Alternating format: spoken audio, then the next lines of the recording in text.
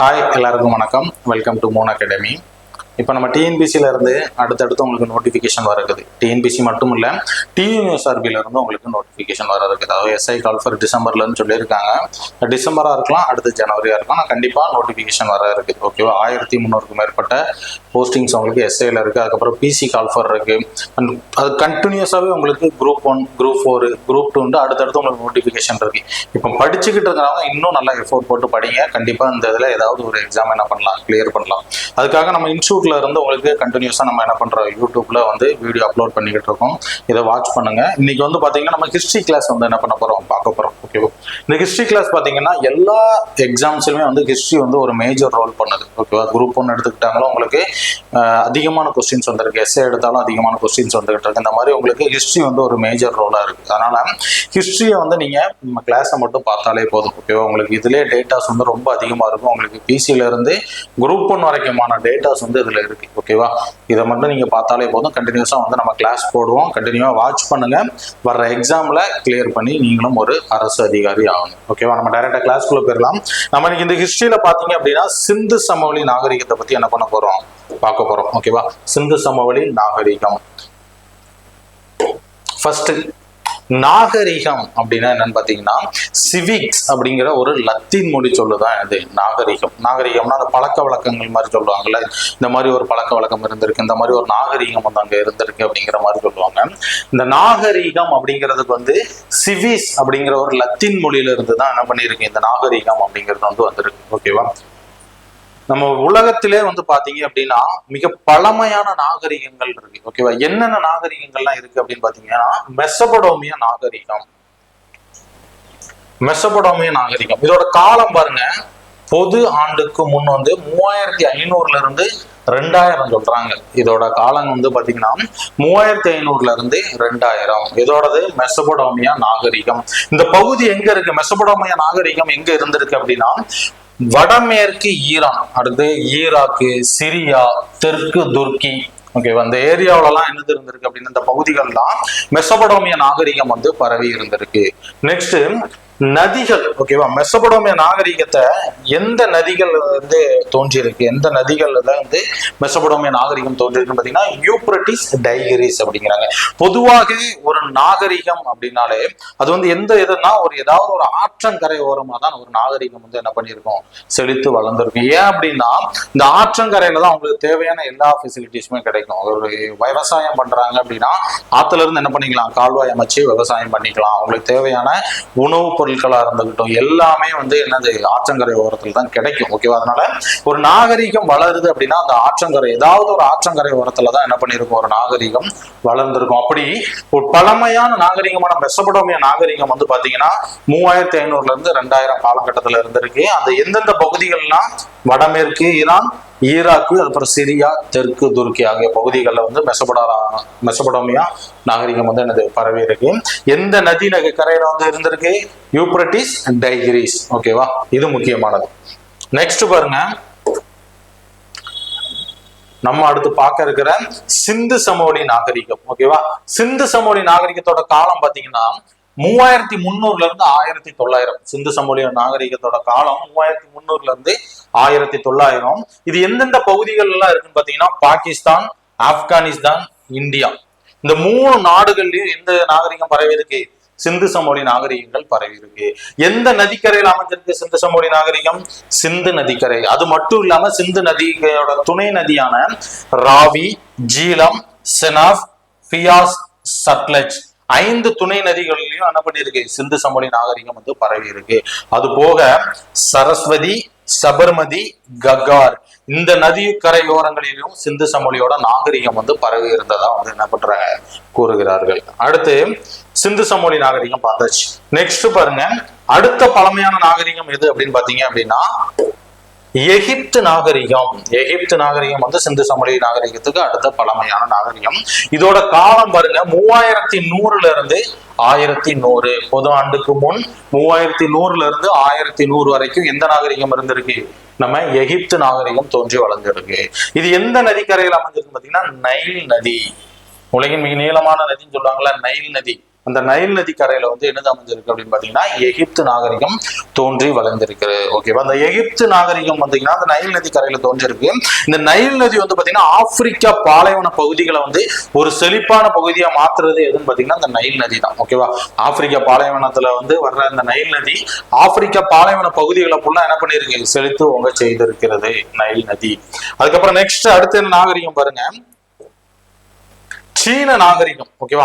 சீன நாகரிகத்தோட காலம் பாருங்க, பொது ஆண்டு 1700 இருந்து 1122 வரைக்கும் சீன நாகரிகத்தோட காலம் இருந்திருக்கு.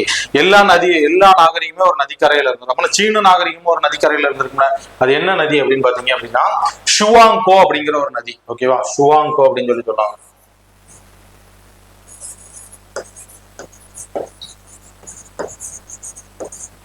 ஷுவாங்கோ அப்படிம்பாங்க. ஷுவாங்கோ நதிக்கரையில தான் சீன நாகரிகம் தோன்றிருக்கும். இதை வந்து மஞ்சள் ஆற்று நாகரிகம் அப்படின்னு கூட சொல்லுவாங்க. இந்த ஷுவாங்கோ நதிய மஞ்சள் நதி அப்படிம்பாங்க. அதனால மஞ்சள் ஆற்று நாகரிகம், மஞ்சள் ஆற்று நாகரிகம் அப்படின்ட்டு எதை சொல்றாங்க அப்படின்னா சீன நாகரிகத்தை சொல்றாங்க. ஓகேவா? அதை மட்டும் நோட் பண்ணிக்க. நெக்ஸ்ட் ஓகே, இப்போ இந்த நாகரிகங்களோட காலத்தை வந்து என்ன பண்ணிருக்காங்க, சிந்து சமவெளி நாகரிகம் இந்த காலத்தை சேர்ந்தது, மெசபடோமா நாகரிகம் இந்த காலத்தை சேர்ந்தது, இந்த மாதிரி ஒவ்வொரு நாகரிகத்தையும் இந்தந்த காலத்தை சேர்ந்ததுன்னு எப்படி கண்டுபிடிக்கிறாங்க. ஓகேவா? அது எப்படி கண்டுபிடிக்கிறாங்கன்னு பாத்தீங்கன்னா அதுக்குதான் கார்பன் முறை, கார்பன் கதிரியக்க முறை அப்படின்னு சொல்லி சொல்லுவாங்க. அதாவது C14 கார்பன் கதிரியக்க முறை. இந்த கார்பன் கதிரியக்க முறையை கண்டுபிடிச்சது யாரு அப்படின்னு பாத்தீங்கன்னா வில்லார்டு லிப்பி அப்படிங்கிறவர் என்ன பண்ணிருக்காரு, 1949 வந்து இந்த கார்பன் கதிரியக்க முறையை வந்து என்ன பண்ணிருக்காங்க, கண்டுபிடிச்சிருக்காங்க. அந்த கார்பன் கதிரியக்க முறையை வச்சுதான் ஒவ்வொரு பொருட்கள், தொல்லியல் பொருட்களையும் வந்து என்ன பண்றாங்க, ஆய்வு பண்ணி அது இந்தந்த காலத்தை சேர்ந்தது அப்படிங்கிறத என்ன பண்றாங்க, முடிவு பண்றாங்க. இவருக்கு வந்து பாத்தீங்கன்னா 1960 நோபல் பரிசு கிடைச்சிருக்கு வேதியியல் துறையில. 1960 என்ன பண்றாரு, நோபல் பரிசு வாங்கியிருக்காரு. இந்த கார்பன் கதிரியக்க முறையை வச்சு மட்டும்தான் காலத்தை கணக்கிட முடியுமா அப்படின்னு பாத்தீங்கன்னா இந்த டென்ட்ரோ முறை அப்படின்னு இன்னொரு முறையும் இருக்கு. இந்த டென்ட்ரோ முறையை வச்சு என்ன பண்ணலாம், காலத்தை கணக்கிடலாம். இந்த டென்ட்ரோ முறை எப்படி இருக்குன்னா அந்த மரத்தோட உள்வெட்டு, அந்த மரத்தை வெட்டினீங்க அப்படின்னா ஒரு பெரிய மரம் இருக்கு, அதை வெட்டினீங்கன்னா உங்களுக்கு தெரியும் உள்ள வந்து சர்க்கிளா இருக்கும், வட்ட வட்டமா இருக்கும். ஓகேவா? அந்த லேயரா இருக்கும். அந்த மரத்தின் உள்வெட்டு தோற்றத்தை வச்சு என்ன பண்ணுவாங்க, காலத்தை கணக்கிடுவாங்க. ஆனா இந்த C14 தான் நம்பகத்தன்மையா இருக்கிறது, கார்பன் முறை தான் நம்பகத்தன்மையா இருக்கு. இந்த கார்பன் முறை எப்படி இது பண்ணுவாங்கன்னா ஒரு பொருள், தொல்லியல் பொருள், ஒரு பொருள் கிடைக்குன்னா அந்த பொருளோட கார்பன் அளவு எவ்வளவு இருக்கு அதை வச்சு என்ன பண்ணுவாங்க, அந்த பொருள் இந்த காலத்தை சேர்ந்தது அப்படின்னு சொல்லி ஒரு முடிவுக்கு வருவாங்க. ஓகேவா? நெக்ஸ்ட் பாருங்க, சிந்து சமவெளி நாகரிகம். ஓகேவா? நம்ம இதுல இருந்து கிளாஸ் ஸ்டார்ட் ஆகும். சிந்து சமவெளி நாகரிகத்தை ஃபுல்லா பார்க்கணும். சிந்து சமவெளி நாகரிகம் அதோட காலம் என்ன சொல்லியிருந்தேன், 3300 இருந்து 1900, பொது ஆண்டுக்கு முன் 3300 இருந்து 1900 வரைக்கும் சிந்து சமவெளி நாகரிகத்தோட காலம் அப்படின்னு வந்து என்ன பண்ணிருக்காங்க, வரையறுத்திருக்காங்க. இந்த சிந்து சமவெளி நாகரிகத்தை வந்து ஒரு நகர நாகரிகம் அப்படின்னு சொல்லி சொல்றாங்க. ஏன் நகர நாகரிகம் அப்படின்னா அந்த டைம்ல வந்து ஒரு சிட்டி மாதிரி வந்து சிந்து சமவெளி நாகரிகம் இருந்திருக்கு. பெரிய பெரிய வீடுகள் வந்து 2 மாடி வீடுகள், எல்லாமே கற்களான வீடுகள் வந்து இருந்திருக்கு. அந்த மாதிரி இருந்ததுனால சிந்து சமவெளி நாகரிகத்தை வந்து ஒரு நகர நாகரிகம் அப்படிங்கிறாங்க. அது போக இதை வந்து ஒரு வெண்கல காலம், சிந்து சமவெளி நாகரிகம் வந்து வெண்கல காலம் அல்லது செம்பு காலம் அப்படின்னு எதை சொல்றாங்கன்னா சிந்து சமவெளி நாகரிகத்தை சொல்றாங்க. இந்த சிந்து அப்படிங்கறத வந்து இண்டஸ் அப்படின்னு சொல்லி சொல்லுவாங்க. இண்டஸ் வேலி சிவிலைசேஷன், இண்டஸ் அப்படிம்பாங்க. இதுல இருந்துதான் இந்தியாவுக்கான பேர் வந்திருக்கலாம் அப்படின்னு அறிஞர்கள் சொல்றாங்க. இண்டஸ் இதுல இருந்துதான் இந்தியா அப்படின்னு வந்து வந்திருக்கலாம். ஓகேவா? இதுல இருந்துதான் இந்தியாங்கிற நேம் வந்திருக்கும் அப்படின்ட்டு அறிஞர்கள் என்ன பண்றாங்க, கூறுகிறார்கள். அடுத்து பாருங்க, இந்த சிந்து சமவெளி நாகரிகத்தை ஆய்வு பண்றதுக்கு ஃபர்ஸ்ட் யார் வந்திருப்பா அப்படின்னு பாத்தீங்கன்னா ஒவ்வொரு ஆய்வு அறிஞர்களா என்ன பண்ணிருப்பாங்க, வந்திருப்பாங்க. ஆனா அதுல ஜான் மார்ஷல் அப்படிங்கிறவர் வந்து என்ன பண்றாரு, சிந்து சமவெளி நாகரிகத்தை வந்து அவரு ஒரு காலத்தை சொல்றாரு. இல்ல சிந்து சமவெளி 3300 இருந்து 1900 கிடையாது. சிந்து சமவெளி நாகரிகத்தோட காலம் பாத்தீங்கன்னா 3250 இருந்து 2750 வரைக்கும் யாரு டிஃபைன் பண்ணி வைக்கிறா அப்படின்னா ஜான் மார்ஷல் அப்படிங்கிற ஆய்வு. நிறைய அறிஞர்கள் வந்திருப்பாங்க. அதுல ஜான் மார்ஷல் மட்டும் என்ன பண்றாரு, முக்கியத்துவம் கொடுத்து இதோட சிந்து சமவெளி நாகரிகத்தோட காலம் இவ்வளவு தான் இருக்கும் அப்படின்னு வந்து என்ன பண்றாரு, இவர் வந்து வரையறுக்கிறாரு. ஓகேவா? இவரோட கருத்து இது. யாரு ஜான் மார்ஷலோட கருத்து 3250 இருந்து 2750 வரைக்கும் சிந்து சமவெளியோட நாகரிகத்தோட காலம் இருக்குது அப்படின்னு சொல்லி இவர் சொல்லியிருக்காரு. ஆனா என்ன பண்ணல, இதை நம்ம ஏத்துக்கல. நம்ம சிந்து சமவெளி நாகரிகத்தோட காலம் வந்து 3300 இருந்து 1900 தான் நம்ம என்ன பண்ணிருக்கோம், படிச்சுக்கிட்டு இருக்கிறோம். ஓகேவா. அதுக்கப்புறம் சிந்து சமவெளி நாகரிகத்தை வந்து ஹரப்பன் நாகரிகம் சொல்லி சொல்றாங்க. ஏன் சிந்து சமவெளி நாகரிகத்தை ஹரப்பா நாகரிகம் சொல்றாங்க அப்படின்னா, சிந்து சமவெளி நாகரிகத்தை ஆய்வு பண்ணும்போது முதல்ல கண்டுபிடிக்கப்பட்ட நகரம் எது அப்படின்னு பாத்தீங்கன்னா ஹரப்பா. ஓகேவா. அதனாலதான் அந்த நாகரிகத்தையே ஹரப்பா நாகரிகம் அப்படின்னு சொல்லி சொல்றாங்க. ஓகேவா. இந்த சிந்து சமவெளி நாகரிகத்தோட நிலைகளை வந்து 3 நிலைகளா பிரிக்கிறாங்க. ஃபர்ஸ்ட் வந்து தொடக்க நிலை. ஓகேவா. அதுக்கப்புறம் முதிர்வு, அதுக்கப்புறம் வந்து பிந்தைய நிலை. முந்தைய நிலை, முதிர்வு, பிந்தைய நிலை. அந்த பிந்தைய காலகட்டத்தை வந்து அழிவு காலகட்டம் அப்படின்னு கூட சொல்லலாம். ஓகேவா. பார்ப்போம். அதை சிந்து சமவெளி நாகரிகத்தோட காலங்கள் 3 வகையா பிரிச்சிருக்காங்க. ஃபர்ஸ்ட் பாருங்க, ஆரம்ப நிலை அல்லது தொடக்க நிலை அப்படின்னு சொல்லி சொல்றாங்க. ஆரம்ப நிலை அதோட காலத்தை எப்படி டிஃபைன் பண்ணிருக்காங்கன்னா 3000 இருந்து 2600 வரைக்கும் சிந்து சமவெளி காலம், அதாவது சிந்து சமவெளி நாகரிகம் தொடங்கிய காலம் அப்படிங்கிற மாதிரி சொல்றாங்க. இது எந்தெந்த பகுதிகளில் இருக்கு அப்படின்னு பாத்தீங்கன்னா ஆம்ரி கோட்டிஜி. இந்த ஆம்ரி கோட்டிஜில தான் அந்த சிந்து சமவெளி நாகரிகம் தொடங்கி இருக்கு அப்படிங்கிற மாதிரி சொல்றாங்க. இந்த ஆம்ரி கோட்டிஜி எந்த நாட்டுல இருக்குன்னா பாகிஸ்தானுக்கும் மற்றும் ஆப்கானிஸ்தான், இந்த 2 நாடுகளுக்கு இடைப்பட்ட பகுதி தான் என்ன சொல்றாங்கன்னா ஆம்ரி கோட்டிஜி அப்படிங்கிறாங்க. இங்க வந்து மக்கள் பாத்தீங்கன்னா கிராம வாழ்க்கையை தான் வாழ்ந்திருக்காங்க. ஸ்டார்டிங்ல கிராம விவசாயம், ஆடு மாடு மேய்க்கிறது, இந்த மாதிரி கிராம வாழ்க்கையை தான் என்ன பண்ணிருக்காங்க, இந்த ஆரம்ப நிலையில உள்ள மக்கள் வந்து என்ன பண்ணிருக்காங்க, வாழ்ந்திருக்காங்க. அடுத்து பாத்தீங்கன்னா முதிர்வு நிலை. முதிர்வு நிலை காலத்தை பாத்தீங்க அப்படின்னா 2600 இருந்து 1900 வந்து என்ன பண்றாங்க, முதிர்வு நிலையா சொல்றாங்க. இதுல வந்து ஹரப்பன் நாகரிகம் செழித்து ஓங்கிய காலம் தான் இந்த முதிர்வு நிலை. இந்த டைம்ல தான் இந்த ஹரப்பன் நாகரிகம் வந்து ஒரு பீக்கான சிச்சுவேஷன்ல இருந்திருக்கு. ஓகேவா. அந்த டைம்ல மக்கள் வந்து ஒரு நகர நாகரிகமா வாழ்ந்திருக்காங்க. ஓகேவா. இதுல இந்த 2600 to 1900 காலகட்டத்துல கரப்பா, முகல்தரோ, லோத்தல், காளிபங்கன், ரூபார், சாகுந்தரோ, பனவாடி, ராகிகர்கி, இது எல்லாமே பாத்தீங்க அப்படின்னா இந்த முதிர்வு நிலையில உள்ள நகரங்களா வந்து இதை வந்து வரையறுக்கிறாங்க. ஓகேவா. இந்த டைம்ல பாத்தீங்கன்னா மக்கள் வந்து ஒரு செழித்து ஓங்கிய காலம் எது அப்படின்னு கேட்டாங்க அப்படின்னா 2600 1900. ஓகேவா. ஹரப்பா நாகரிகத்திலே மக்கள் வந்து ஒரு செழித்திருந்த காலம் எதுன்னா அதோட முதிர்வு காலம் தான் 2600 to 1900.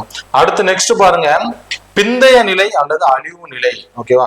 பிந்தைய நிலை அது அழிவு நிலை அப்படின்னா இதோட ஹரப்பா நாகரிகம் வந்து வீழ்ச்சி ஆச்சு. ஹரப்பா நாகரிகம் சிந்து சமவெளி நாகரிகம் ரெண்டுமே ஒண்ணுதான். அது வந்து வீழ்ச்சி அடைய ஆரம்பிச்சது எப்பன்னு பாத்தீங்கன்னா பொது ஆண்டுக்கு முன் 1900 இருந்து 1700 ஹரப்பா நாகரிகம் வீழ்ச்சி அடைந்தது. ஓகேவா. அது எந்தெந்த பகுதிகளை சொல்றாங்க அப்படின்னா லோத்தல், காளிபங்கன், இந்த பகுதியில தான் வந்து ஹரப்பா நாகரிகம் வீழ்ச்சி அடைஞ்சதுக்கான சான்றுகள் எல்லாமே கிடைச்சிருக்கு. ஓகேவா. ஏன் அப்படின்னா இது வந்து ஆரியர்களோட படையெடுப்புகளால வீழ்ந்திருக்கலாம்.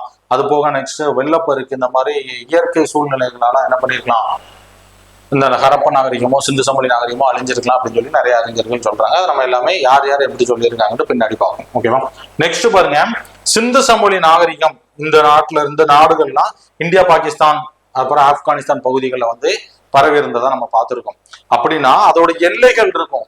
மேற்கு, வடக்கு, தெற்கு, கிழக்கு, அப்படியா 4 பகுதியிலும் சிந்து சமவெளி நாகரிகத்தோட எல்லைகளா வந்து டிஃபைன் பண்ணியிருப்பாங்க. இதுல வந்து மேற்கு எல்லை பாத்தீங்க அப்படின்னா சட்கோ ஜெண்டார் அப்படிங்கிறாங்க. மேற்கு எல்லை வந்து என்ன சொல்றாங்க, சட்கோ ஜெண்டார் அப்படிங்கிறாங்க. சிந்து சமவெளி நாகரிகத்தோட மேற்கு எல்லை வந்து என்ன சொல்றாங்க, சட்கோ ஜெண்டார் அப்படிங்கிறாங்க. இது எங்க இருக்குன்னா பாகிஸ்தான்ல இருக்கு. ஓகேவா. பாகிஸ்தானுக்கும் ஈரானுக்கும் இடையில உள்ள பகுதியை வந்து என்ன பண்றாங்க சொல்றாங்க. அதுக்கப்புறம் நெக்ஸ்ட் பாருங்க, நார்த் சிந்து சமவெளி நாகரிகத்தோட வடக்கு எல்லை எதுன்னு பாத்தீங்கன்னா ஷார்டுகை. ஷார்டுகை அப்படிங்கிறாங்க. அது எங்க இருக்கு, ஆப்கானிஸ்தான்ல உள்ள ஷார்டுகை. அதுக்கப்புறம் தெற்கு எல்லை பாருங்க, தெற்கு எல்லை பாத்தீங்கன்னா டைமாப்பூர். டைமாப்பூர் எங்க இருக்கு, இந்தியாவுக்குள்ள வந்துருது. இந்தியாவுக்குள்ளனா மகாராஷ்டிரா. ஓகேவா. இந்த மாதிரி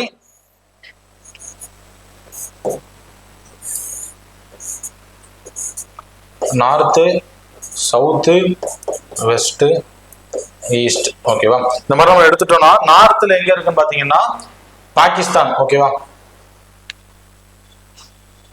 நார்த்ல வந்து ஆப்கானிஸ்தான் வருது. ஓகேவா. ஆப்கானிஸ்தான் இருக்கு நார்த்ல. வெஸ்ட்ல என்ன வருது, பாகிஸ்தான். ஓகேவா. அந்த இங்க பாத்தீங்கன்னா ஈஸ்ட்ல வந்து நமக்கு வந்து உத்தரப்பிரதேஷ் வந்துடும். சவுத்துல வந்து மகாராஷ்டிரா வந்துடும். ஓகேவா. இதுதான் வந்து பாத்தீங்க அப்படின்னா சிந்து சமவெளி நாகரிகத்தோட எல்லைகள். இந்தந்த பகுதிகள்லாம் சிந்து சமவெளி நாகரிகம் பரவி இருக்கு. ஓகேவா? தெற்குல இருந்து டைமாப்பூர் மகாராஷ்டிரால இருக்கு இந்தியா. அதே மாதிரி ஈஸ்ட்ல ஆலம்கீர்பூர் உத்தரப்பிரதேசல இருக்கு. ஓகேவா? கிழக்கு எங்க? ஆலம்கீர்பூர் உத்தரப்பிரதேசத்துல. இதுதான் சிந்து சமவெளி நாகரிகத்தோட எல்லைகள். நெக்ஸ்ட் பாருங்க, ஆராய்ச்சியாளர்களின் வருகை. சிந்து இப்பதான் என்ன பண்றாங்க, ஆராய்ச்சியாளர்கள் வந்து என்ன பண்றாங்க, எப்பத்துல இருந்து சிந்து சமவெளி நாகரிகத்தை ஆய்வு பண்ண ஸ்டார்ட் பண்றாங்க, எந்த காலத்துல இருந்து வர்றாங்க, அவங்க என்னென்ன பண்றாங்க அப்படிங்கிறத நம்ம இப்ப பார்க்க போறோம். ஃபர்ஸ்ட், சிந்து சமவெளி நாகரிகத்தை ஆய்வு பண்றதுக்காக 1826 காலகட்டத்துல சார்லஸ் மேசன் அப்படிங்கிறவர் வந்து வராரு. சார் சார்லஸ் மேசன் அப்படிங்கிறவர் எங்க வராருன்னா ஹரப்பா வராரு. அதாவது மேற்கு பஞ்சாப்ல உள்ள ஹரப்பா நாகரிக பகுதிக்கு வராரு. அது எங்க இருக்கு? மேற்கு பஞ்சாப், பாகிஸ்தான். கிழக்கு பஞ்சாப்னா இந்தியாக்குள்ள வந்துடும். ஓகேவா? ஏன்னா அந்த இந்தியா பாகிஸ்தான் பிரிவினையில மேற்கு பஞ்சாப் இங்க பாகிஸ்தானுக்கு போயிட்டு கிழக்கு பஞ்சாப் இந்தியாக்குள்ள இருக்குது. ஓகேவா? இந்த ஹரப்பா பகுதிக்கு யார் வரா? சார்லஸ் மேசன் வராரு. இவர் வந்து அங்க வந்து ஆய்வு பண்ணிட்டு என்னெல்லாம் கண்டுபிடிக்கிறாருன்னா, நிறைய சுட்ட செங்கற்கல்களை கண்டுபிடிக்கிறாரு. அது போக நிறைய தொல்லியல் எச்சங்கள். ஓகே, தொல்லியல் எச்சங்கள், மண்பாண்ட ஓடுகள், இந்த மாதிரி நிறைய சின்ன சின்ன தொல்லியல் பொருட்களை வந்து நிறைய என்ன பண்றாங்க, கண்டுபிடிச்சிட்டு அவர் ஒரு புக்கு எழுதுறாரு. ஓகேவா? 1854 காலகட்டத்தில் அந்த புக்கு எழுதியிருப்பாரு. Narrative of various journey in Baluchistan, Afghanistan and the Punjab. ஓகேவா? Baluchistan, Afghanistan and the Punjab. இந்த பகுதியில வந்து வெவ்வேறு காலகட்டங்களின் பயணங்கள் அப்படின்னு சொல்லி என்ன பண்ணியிருப்பாரு, ஒரு புக் எழுதியிருக்காரு. இது அவரோட ஃபேமஸ் புக்கு. ஓகேவா? இது வந்து டிஎன்பிசில ஓல்டு கொஸ்டின். ஓகேவா? நம்ம சார்லஸ் மேசனோட புக்கு என்ன புக்குன்னு சொல்லி கேட்டிருந்திருக்காங்க. அதுக்கப்புறம் நெக்ஸ்ட் பாருங்க,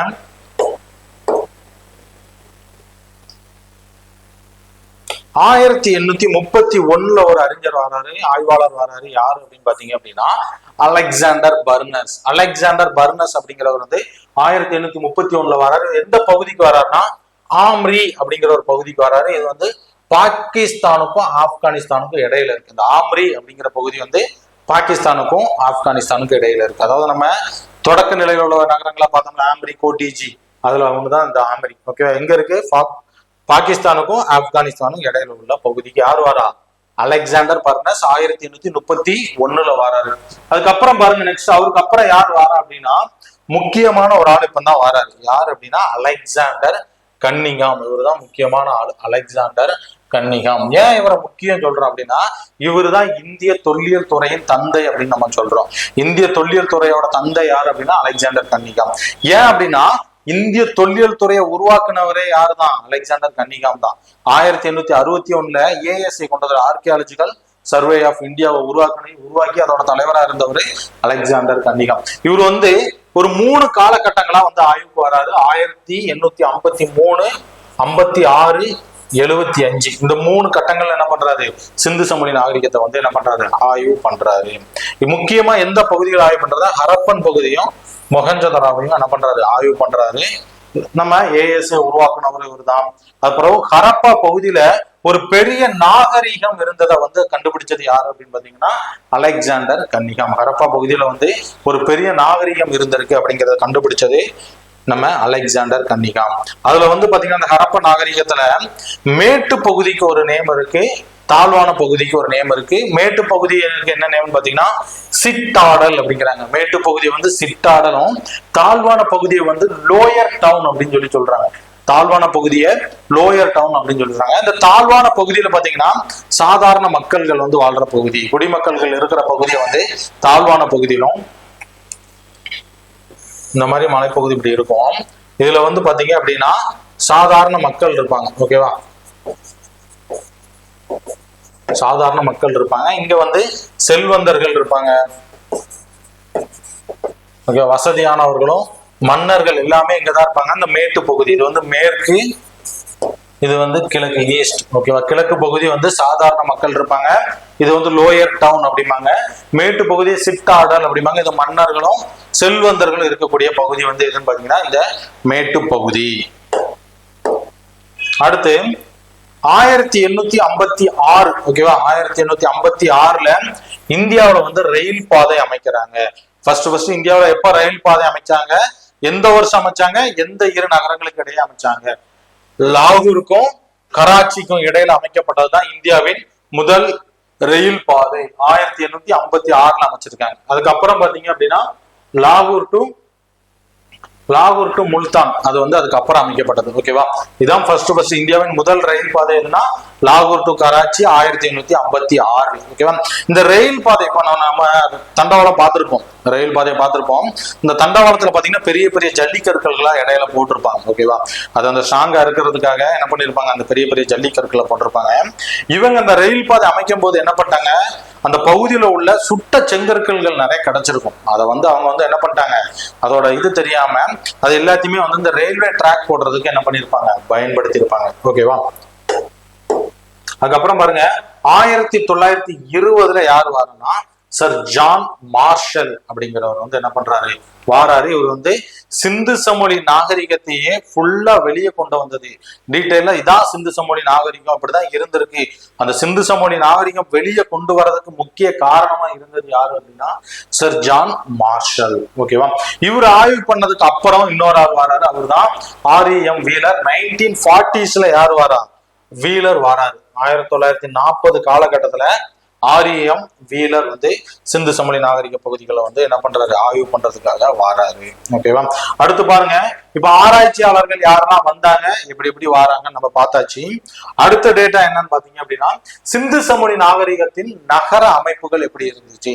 சிந்து சமொழி நாகரிகத்துல ஒரு நகர அமைப்பு எப்படி இருந்துச்சு அப்படின்னு பாத்தீங்கன்னா இந்த சிந்து சமொழி நாகரிக நகரம் வந்து ஒரு திட்டமிடப்பட்டு கட்டப்பட்டதா சொல்றாங்க. ஓகேவா, ஒரு பிளானிங்கோட கட்டியிருக்காங்க. சும்மா ஒரு வீடு கூட்டி இந்த ஓலை போட்டு அந்த மாதிரிலாம் இல்லாம ஒரு பிளானடு பண்ணி என்ன பண்ணிருக்காங்க, சிந்து சமொழி நாகரிகத்துல வந்து நகரங்கள் அமைஞ்சிருக்கு அப்படிங்கிறாங்க. இதுக்கான ஆதாரங்கள் எல்லாமே கிடைச்சிருக்கு. ஓகேவா, அதுக்கப்புறம் அகலமான மற்றும் நேரான தெருக்கள் இருந்திருக்கு. ஓகேவா, தெருக்கள் எல்லாமே வந்து நல்லா அகலமாகவும் ஸ்ட்ரைட்டாவும் இருந்திருக்கு. ஓகேவா, நல்லா அகலமா ஸ்ட்ரைட் அந்த மாதிரி தெருக்கள் ஸ்ட்ரைட் லைன்ல வந்து இருந்திருக்கு. அது போக ஒன்றுக்கு ஒன்று செங்குத்தாக 90 டிகிரில வந்து வெட்டி கொள்கிறது. ஒன்றுக்கு ஒன்று செங்குத்தாக 90 டிகிரி என்ன பண்ணுது, இந்த மாதிரி செங்குத்தாக வந்து 90 டிகிரில ஒன்றுக்கு ஒன்று வெட்டி கொள்கிறது. ஓகேவா, இந்த மாதிரி 90 டிகிரில சிந்து சமொழி நாகரிகத்தோட தெருக்கள் இருந்ததா என்ன பண்றாங்க அறிஞர்கள் கூறுகிறார்கள். அது போக இந்த இதெல்லாம் என்ன பண்ணுன்னா சட்டக வடிவுல இருந்திருக்கு. இது எல்லாமே வந்து பிளான் பண்ணி தான் கட்டியிருப்பாங்க, சும்மா அந்த மாதிரி கட்ட முடியாது. எல்லாமே வந்து பாத்தீங்கன்னா ஒரு சட்டக வடிவுல இருந்திருக்கதா வந்து என்ன பண்றாங்க ஆய்வாளர்கள் வந்து உறுதி பண்ணுகிறார்கள். அடுத்து நெக்ஸ்ட் பாருங்க, வீடுகள். சிந்து சமொழி நாகரிகத்துல வீடுகள் எல்லாமே எப்படி இருந்திருக்குன்னு பாத்தீங்கன்னா வீடுகள் எல்லாமே சுண்ணாம்பு, சாந்து மற்றும் சுட்ட செங்கற்களை வச்சு பயன்படுத்துறாங்க. ஓகேவா, இப்ப எல்லாமே நம்ம வந்து சிமெண்ட் கற்களை வந்து பயன்படுத்துறோம். அந்த டைம்ல எல்லாம் பாத்தீங்கன்னா முற்காலத்துல ஓகே சிந்து சமொழி நாகரிகத்துக்கு அப்புறம் கூட நம்ம முன்னோர்கள் எல்லாம் வந்து எப்படி பயன்படுத்தியிருக்காங்க அப்படின்னா செம்மண் இருக்கும் பாத்தீங்களா, அதுல தயாரிக்கப்பட்ட அந்த செங்கல் எல்லாமே வந்து பாத்தீங்கன்னா செங்கற்சூடையில வச்சு செங்கல் எல்லாமே சுடுவாங்க. அந்த அப்படி சுட்டு கெட்டப்பட்ட செங்கற்களை வச்சுதான் என்ன பண்ணிருக்காங்க அப்பமே சிந்து சமொழி நாகரிகத்துல என்ன பண்ணிருக்காங்க பயன்படுத்திருக்காங்க. அதனாலதான் நம்ம முன்னோர்களோட வீடுகள் எல்லாமே பாத்தீங்க அப்படின்னா ரொம்ப ஸ்ட்ராங்கா இருக்கும். அதெல்லாம் அந்த பழைய வீடெல்லாம் இடிக்கும் போதெல்லாம் பாத்தீங்கன்னா ரொம்ப கஷ்டப்படுவாங்க. அவ்வளவு செங்கற்கெல்லாம் அவ்வளவு ஸ்ட்ராங்கா இருக்கும். ஏன்னா அது செங்கற்சூழல வச்சு சுட்டு எடுத்திருப்பாங்க. நம்ம இப்ப என்ன பண்றோம், சிமெண்ட் செங்கல்ல வந்து என்ன பண்ணிருக்கோம் பயன்படுத்திக்கிட்டு இருக்கோம். அதனாலதான் எந்த வீடுகள் எல்லாமே வந்து பாத்தீங்கன்னா தரம் இல்லாம ஒரு இது இல்லாம இருக்கு. ஓகேவா, நெக்ஸ்ட் பாருங்க, பல அறைகள் மற்றும் 2 அடுக்குகளை கொண்டவை. வீடுகள் எல்லாமே இந்த சிந்து சமொழி நாகரிகத்தை காலம் பார்த்தீங்கன்னா 3300 1900 இந்த காலகட்டத்திலே வீடுகள் எல்லாமே எப்படி இருந்திருக்கான், பல அறைகள் வச்ச வீடுகள் இருந்திருக்கு. அப்புறம் அந்த டைம்ல சிந்து சமொழி நாகரிக மக்கள் எல்லாமே எப்படி வாழ்ந்திருப்பாங்க, அந்த டைம்லயே வந்து நாகரிகங்கள் செலுத்து வாங்கியிருக்கு. ஓகேவா, பல அறைகள் வந்து அடுக்குகளை கொண்டது. 2 அடுக்கு 2 மாடி வீடு கட்டியிருக்காங்க அந்த காலகட்டத்துல. ஓகேவா, இப்பவுமே நிறைய மக்கள் வந்து என்ன பண்றாங்க குடிசையில வாழ்ந்திருக்கிற காலகட்டத்துல அந்த டைம்ல சிந்து சமொழி நாகரிகத்துல மக்கள் 2 மாடி வீடுகள்லாம் வந்து வாழ்ந்துட்டு இருக்காங்க. அதுக்கப்புறம் பாத்தீங்கன்னா வீட்டுல வந்து கிணறு, எல்லார் வீட்லயுமே தவறாம கிணறு இருந்திருக்கு, குளியல் அறைகள் இருந்திருக்கு. அந்த டைம்ல கழிப்பறை வசதியும் இருந்திருக்கு. சிந்து சமொழி நாகரிக டைம்லயே ஒவ்வொரு வீட்லயுமே கிணறு தனியா, குளியல் அறை தனியா, கழிப்பறை வசதியும் இருந்திருக்கு. அது போக வீட்டின் முன் முற்றம் இருந்திருக்கு. ஓகேவா, நம்ம இப்போ முத்தம் வச்சிருப்போம்ல தூத்து பெருக்கிறதுக்கு, அந்த மாதிரி வீட்டின் முன் வந்து முற்றம் இருந்திருக்கு. சிறந்த கழிவு நீர் மேலாண்மை கொண்டு இருந்திருக்காங்க. அதாவது வீட்டோட கழிவுகள் வந்து இப்போ பாத்தீங்கன்னா நம்ம ஏரியாவோட வீட்டோட கழிவு பாத்தீங்கன்னா தெருவுல அப்படி திறந்து விட்டுறாங்க. ஃபுல்லாமே தெருவுல வந்து கழிவு நீர் அப்படி தேங்கி கிடக்கும். ஆனா சிந்து சமவெளி நாகரிகத்துல என்ன பண்றாங்க, கழிவு நீர் கால்வாயோட ஜாயின் பண்ற மாதிரி என்ன பண்ணிருக்காங்க, வீட்டுல இருந்தே செட்டப் பண்ணி வச்சிருக்காங்க. அப்பனா அந்த டைம்ல எவ்வளவு பிளானடா இருந்திருக்காங்க சிந்து சமவெளி. 3300 1900 காலகட்டத்துக்குள்ளே மக்கள் இந்த மாதிரி ஒரு, அதைத்தான் என்ன சொல்லலாம், ஒரு சொர்க்கமான காலங்கள் கூட சொல்லலாம் நம்ம. ஓகேவா, இவ்வளவு அழகா நீட்டா மக்கள், வீட்டுக்கு ஒரு கிணறு. இப்ப எந்த வீட்லயுமே கிணறு இருக்காது, எல்லாருமே போர் தான் இருக்கும். வீட்டுக்கு ஒரு கிணறு இருந்திருக்கு, குளியல் அறை இருந்திருக்கு, கழிப்பறை இருந்திருக்கு. இப்போ கூட நிறைய வீட்டுக்குள்ள என்ன கிடையாது, கழிப்பறை வசதி கிடையாது. ஆனா அந்த டைம்ல எல்லா வீட்லயுமே என்னது, கழிப்பறை வசதி இருந்திருக்கு. அந்த கழிவு நீர்கள் எல்லாமே வந்து முறையா வந்து என்ன பண்ண, தெருக்கல்ல விடாம அதுக்கு ஒரு கால்வாய் அமைச்சு என்ன பண்றாங்க, கழிவு நீர் தொட்டியோட என்ன பண்றாங்க, கலந்து விட்டுறாங்க. ஓகேவா, நெக்ஸ்ட் பாருங்க, சிந்து சமவெளி நாகரிகத்துல உள்ள மொகஞ்சதாரோ பகுதியில வந்து ஒரு பெரும் குளியல் குளம் வந்து என்ன பண்ணிருக்காங்க, கண்டுபிடிச்சாங்க. ஸ்விம்மிங் பூல் இருக்குல்ல, அந்த மாதிரி மொகஞ்சதாரோட வந்து ஒரு பெரிய குளியல் குளம் வந்து கண்டுபிடிச்சிருக்காங்க. இப்ப நம்ம பெரிய பெரிய ஊர்லாம், பெரிய பெரிய ஊர்ல கிராமங்கள்லாம் பாத்தீங்க அப்படின்னா பொதுவா ஒரு பெரிய குளம் இருந்திருக்கும், கம்மாயில, அதாவது குளியல் குளம் வந்து பெருசா இருந்திருக்கும். அதே மாதிரி மொகஞ்சதாரோட வந்து என்ன பண்ணிருக்காங்க, ஒரு பெரிய குளியல் குளம் கண்டுபிடிச்சிருக்காங்க. அந்த இதோட நீளம் எவ்வளவு பாத்தீங்க அப்படின்னா 39 அடி. அந்த குளியல் குளத்தோட நீளம் எவ்வளவுனா 39 அடி. ஓகேவா, நம்ம கிராமங்கள்லாம் பாத்தீங்கன்னா ஊருக்கு பொதுவா வந்து ஒரு பெரிய கிணறு, குளியல் குளம் மாதிரி தான் வச்சிருப்பாங்க. ஊருக்கு நம்ம இதுக்கு கோயிலுக்கு முன்னாடி வச்சிருப்பாங்க பாத்தீங்களா, கோயில் குளங்கள்லாம் இருக்கும் பாத்திருக்கீங்களா, கோயிலுக்கு முன்னாடியே இருக்கும். அந்த மாதிரி இது இருந்திருக்கு. இதோட நீளம் பாத்தீங்கன்னா 39 அடி. ஆழம், இதோட ஆழம் பாத்தீங்கன்னா 8 அடி ஆழத்துல இருந்திருக்கு. அகலம் பாத்தீங்கன்னா 23 அடி.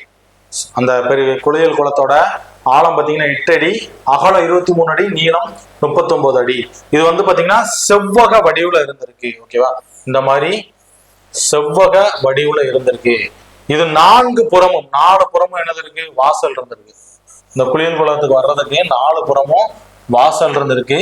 இந்த 4 புறத்துலயும் நடைபாதை இருந்திருக்கு. இந்த மாதிரி 4 புறத்துலயும் என்ன பண்ணிருக்காங்க, நடைபாதை இருந்திருக்கு. ஓகேவா, 4 புறமும் கீழே இறங்குறதுக்கு. அதே மாதிரி இந்த 4 சைடுக்குமே என்னது இருந்திருக்கு, உடை மாற்றும் அறை இருந்திருக்கு. 4 புறங்கள்லயும் உடை மாற்றும் அறை என்ன பண்ணி வச்சிருக்காங்க. அதுல பெண்களுக்கும் தனியா உடை மாற்றக்கூடிய அறை வந்து என்ன பண்ணிருக்காங்க, அரேஞ்ச் பண்ணி கொடுத்துருக்காங்க. அந்த டைம்ல எவ்வளவு இதா டிசைன் பண்ணி வச்சிருக்காங்க பாருங்க, பிளான் பண்ணி கட்டி வச்சிருக்காங்க.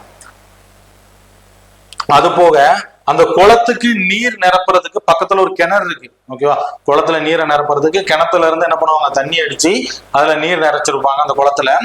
அந்த குளம் நிரம்பினதுக்கு அப்புறம் கழிவு நீர் ஆயிருமா, கழிவு நீர் வெளியேற்றுவதற்கு என்ன பண்ணிருக்காங்க, முறையா கால்வாய் வசதியும் என்ன பண்ணிருக்காங்க, கட்டி வச்சிருக்காங்க. அது போக அந்த குளத்துல இருந்து, குளியல் குளத்துல இருந்து நீர் கசியாமல் இருப்பதற்கு வந்து நிலாக்கீல் அப்படிங்கறத வந்து என்ன பண்ணிருக்காங்க, பயன்படுத்தி பூசி வச்சிருக்காங்க கீழே எல்லாமே. ஓகேவா, அதாவது பிட்டுமான் அப்படின்னு சொல்லுவாங்க, அதை பயன்படுத்தி பூசி வச்சிருக்காங்க. நெக்ஸ்ட் தானிய களஞ்சியம். ஓகேவா, இதெல்லாம் ஒவ்வொரு பகுதியில என்னென்ன கிடைச்சிருக்கு அப்படிங்கிறத பார்த்துக்கிட்டு இருக்கோம். தானிய களஞ்சியம் அல்லது தானிய கிடங்குகள் வந்து கிடைச்சிருக்கு. அது வந்து எங்கன்னு பாத்தீங்கன்னா ஹரப்பாவில மட்டுமே பாத்தீங்கன்னா ஒரு 6 தானிய கிடங்குகள் வந்து என்ன பண்ணிருக்காங்க, கண்டுபிடிச்சிருக்காங்க.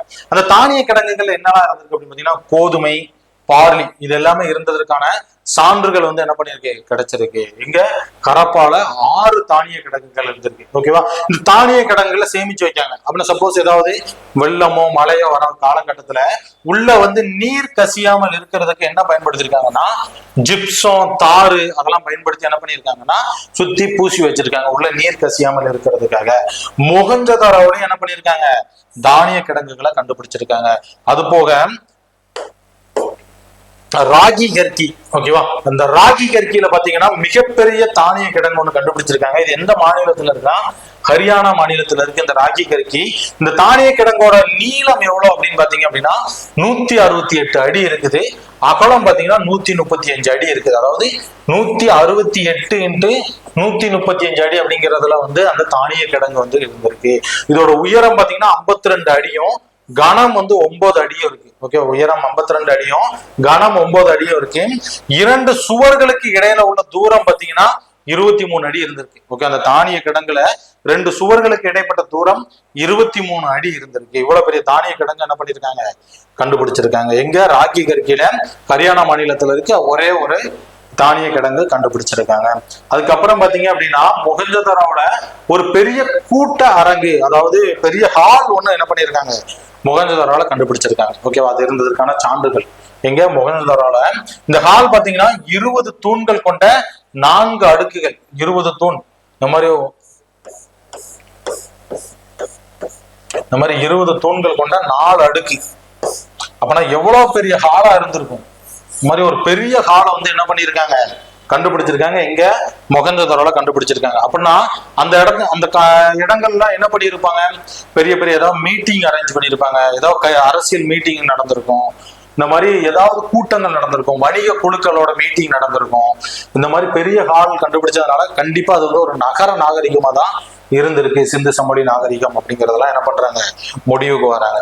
அதுக்கப்புறம் பாருங்க கப்பல் கட்டும் தளம். ஓகேவா, அப்பனா என்ன பண்ணிருக்காங்க கப்பல் கட்டுற தளம் அப்படின்னா போர்ட் இருந்திருக்கு. எங்க இருந்திருக்கு, லோத்தல் அப்படிங்கிற பகுதியில இருக்கு. இது எந்த மாநிலத்துல இருக்குன்னா குஜராத்ல இருக்கு.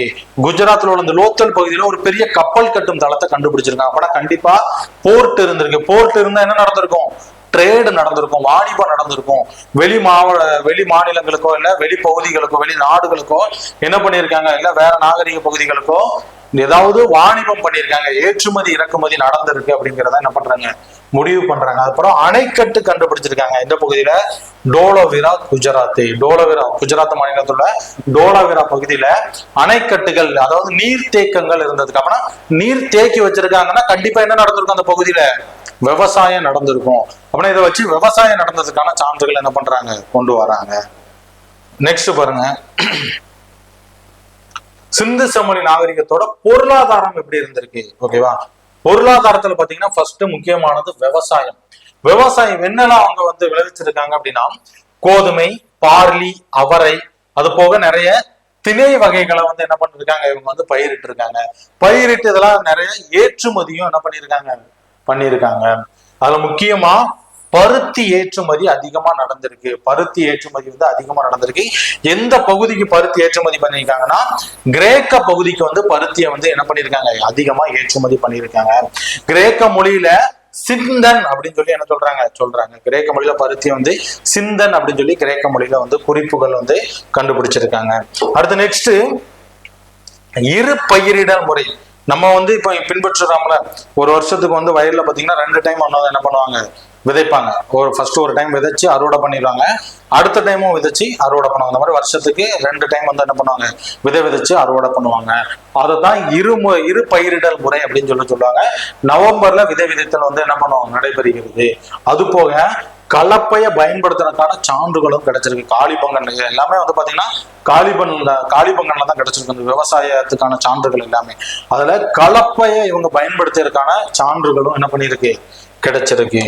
நெக்ஸ்ட் பாருங்க, நீர்ப்பாசனம் விவசாயம் பண்ணிருக்காங்க அப்படின்னா நீர்ப்பாசனம் பண்ணிருப்பாங்க. எப்படி நீர்ப்பாசனம் பண்ணிருக்காங்க, ஆறுகள் நாகரிகம்னால என்ன சொல்லியிருக்கேன் ஆற்றங்கரை ஓரத்துலதான் இருந்திருக்கோம்னா ஆறுகள்ல இருந்து என்ன பண்ணிருப்பாங்க கால்வாய்களை வெட்டி எடுத்து அதை என்ன பண்ணிருப்பாங்க விவசாயம் பண்ணிருப்பாங்க. நீர்த்தேக்கம் கட்டி எவ்வளவு பிளானடா என்ன பண்ணிருப்பாங்க நல்ல விவசாயம் பண்ணிருக்காங்க. அதுக்கப்புறம் பாத்தீங்கன்னா கிணறுகள்ல இருந்து என்ன பண்ணிருக்காங்கன்னா நீர்ப்பாசனம் பண்ணி எடுத்திருக்காங்க. சிந்து சமவெளி நாகரிகத்துல விவசாயம் வந்து பாத்தீங்கன்னா ரொம்ப செழித்துவங்கி இருந்திருக்கு. ஏன்னா ஏற்றுமதி பண்ணனாலே தன்னிறைவு அடைஞ்சா மட்டும்தான் நம்ம என்ன பண்ண முடியும் ஏற்றுமதி பண்ண முடியும். அப்படின்னா தன்னிறைவு அடைகிற அளவுக்கு அவங்க என்ன பண்ணிருக்காங்க விவசாயம் பண்ணி ஏற்றுமதி பண்ணிருக்காங்க. ஓகேவா, கிணறுகள்ல இருந்த ஒவ்வொரு வீட்லயுமே நம்ம கிணறு இருக்குன்னு பார்த்தோம். அப்படின்னா விவசாயத்துக்குமே என்ன பண்ணிருப்பாங்க கண்டிப்பா கிணறு வெட்டி இருப்பாங்க. கிணறுகள்ல இருந்துமே என்ன பண்ணிருக்காங்க நீர்ப்பாசனம் செய்து விவசாயம் பண்ணிருக்காங்க. அதுக்கப்புறம் நம்ம ஆல்ரெடி தானிய களஞ்சியம் தானிய கிடங்குகள் பார்த்தோம்ல, அந்த தானிய கிடங்குகள் பாத்தீங்கன்னா அனைத்து விவசாய பொருட்களையுமே அந்த தானிய கிடங்குகள் இப்போ வந்து நமக்கு வந்து ஒவ்வொரு ஸ்டோரேஜ் வந்து நம்ம வச்சிருக்கோம். ஓகேவா, தானிய கிடங்குகள் வந்து விவசாய பொருட்களை வைக்கிறதுக்கு வந்து தானிய கிடங்குகள் தேவைன்ட்டு நிறைய விவசாயிகள் போராட்டம் பண்ணி என்ன பண்ணிருப்பாங்க ஒவ்வொரு பகுதிக்குமே வந்து தானிய கிடங்குகள் வச்சிருப்பாங்க. இப்போ நெல்லை சேமிச்சு வைக்கிறதுக்கு. ஏன்னா மழைக்காலங்கள்ல வந்து நிறைய தட்டுப்பாடுகள் ஏற்படுற டைம்ல என்ன பண்ணிடுவாங்க அதை எடுத்து பயன்படுத்திடுவாங்க. ஏன்னா விவசாயம் அறுவடை பண்ணி நம்ம வெளியே வச்சிருந்தோம் அப்படின்னா அது தானிய கிடங்குகள் இல்லை அப்படின்னா அந்த இதெல்லாம் என்ன ஆயிரும் வேஸ்டா போயிடும். மழையில் நனைஞ்சிட்டுனால என்ன ஆயிரும் நெல் எல்லாமே முளைக்க ஆரம்பிச்சிடும். அந்த தானிய கிடங்குகள் என்ன பண்ணுவாங்க, அது வந்து சேமிப்பு கிடங்குன்னு கூட நம்ம இப்ப சொல்லுவோம். அந்த சேமிப்பு கிடங்கு மாதிரி அவங்க என்ன பண்ணிருக்காங்கன்னா தானிய கிடங்குகள் வச்சிருக்காங்க. அதுல எல்லா விவசாய பொருட்களையுமே என்ன பண்றாங்க, சேமிச்சு வச்சிருக்காங்க. ஓகேவா. அதுக்கப்புறம் பாருங்க,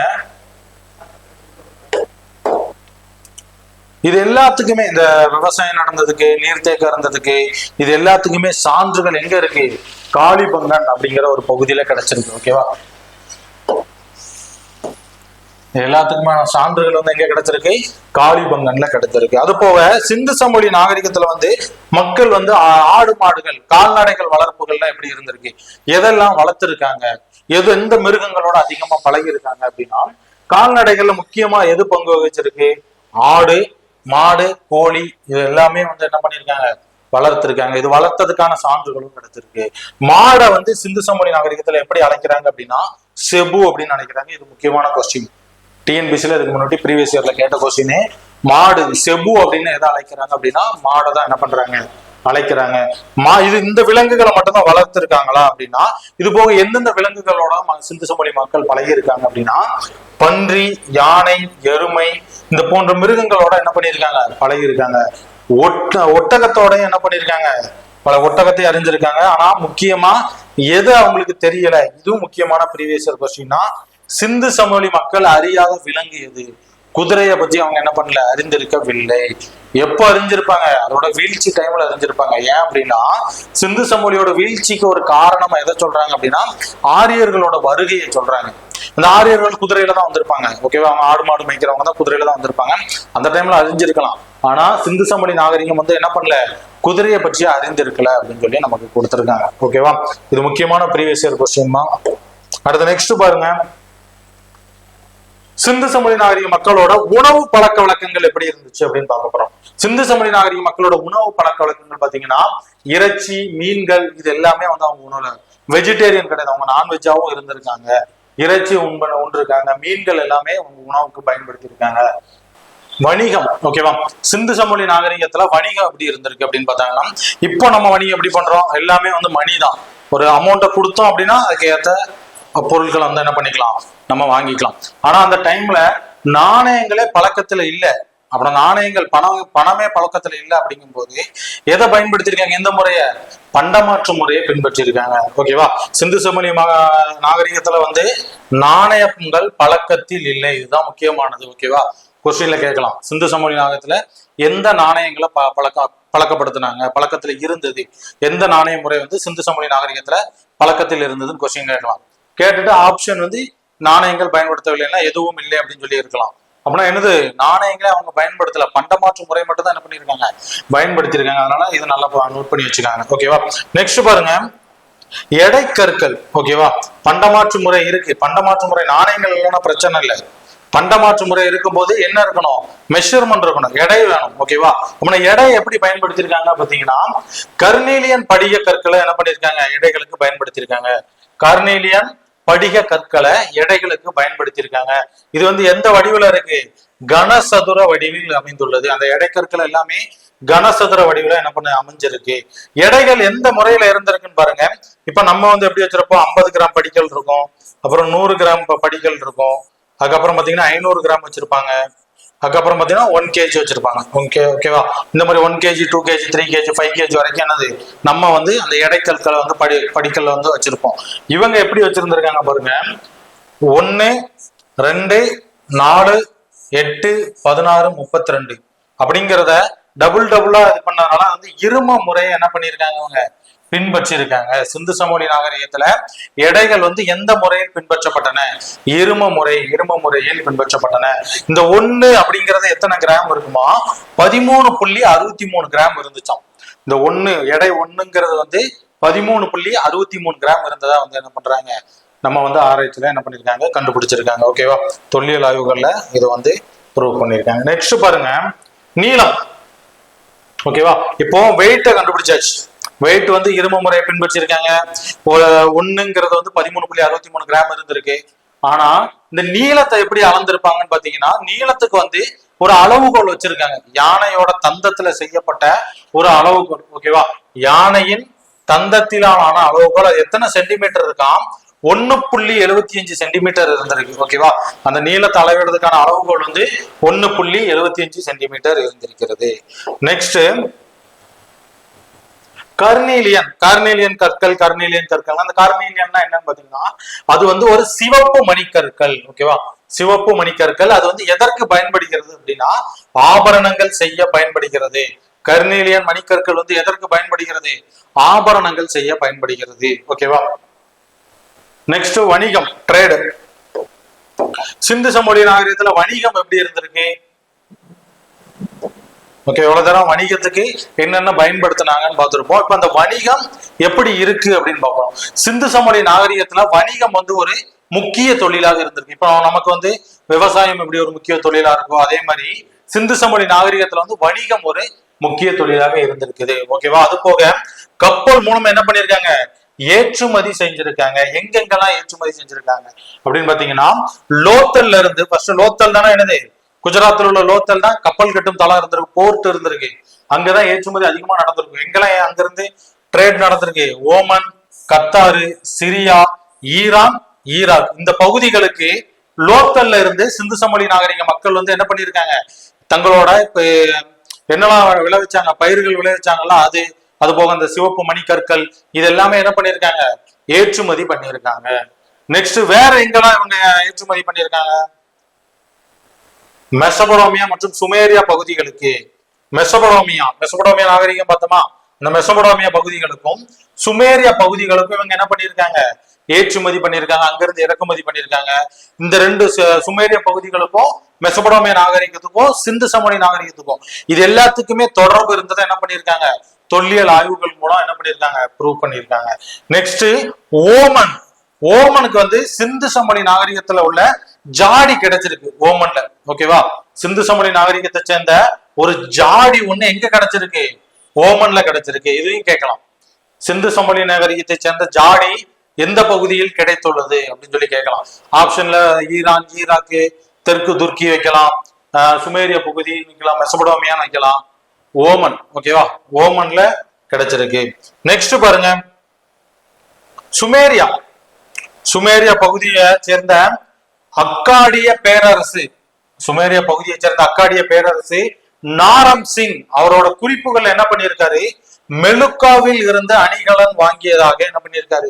குறிச்சு வச்சிருக்காரு. ஓகேவா, அந்த நாரம் சிங், அக்காடிய பேரரசரான நாரம் சிங் அவரோட குறிப்புகள்ல மெலுக்காவில் இருந்து அணிகலன் வாங்கியதாக என்ன இருக்காரு? குறிப்பிட்டுள்ளாரு. ஓகேவா, மெலுக்கா அப்படின்னா சிந்து சமவெளியை தான் என்ன பண்றாங்க? மெலுக்கா அப்படின்னு சொல்லி சொல்றாங்க. அவங்க மெலுக்காவுக்கு என்ன அர்த்தம் அப்படின்னு பாத்தீங்கன்னா சிந்து சமவெளி அப்படிங்கறது அர்த்தம். மெலுக்கா அப்படின்னா சிந்து சமவெளி. ஓகேவா, நெக்ஸ்ட் பாருங்க,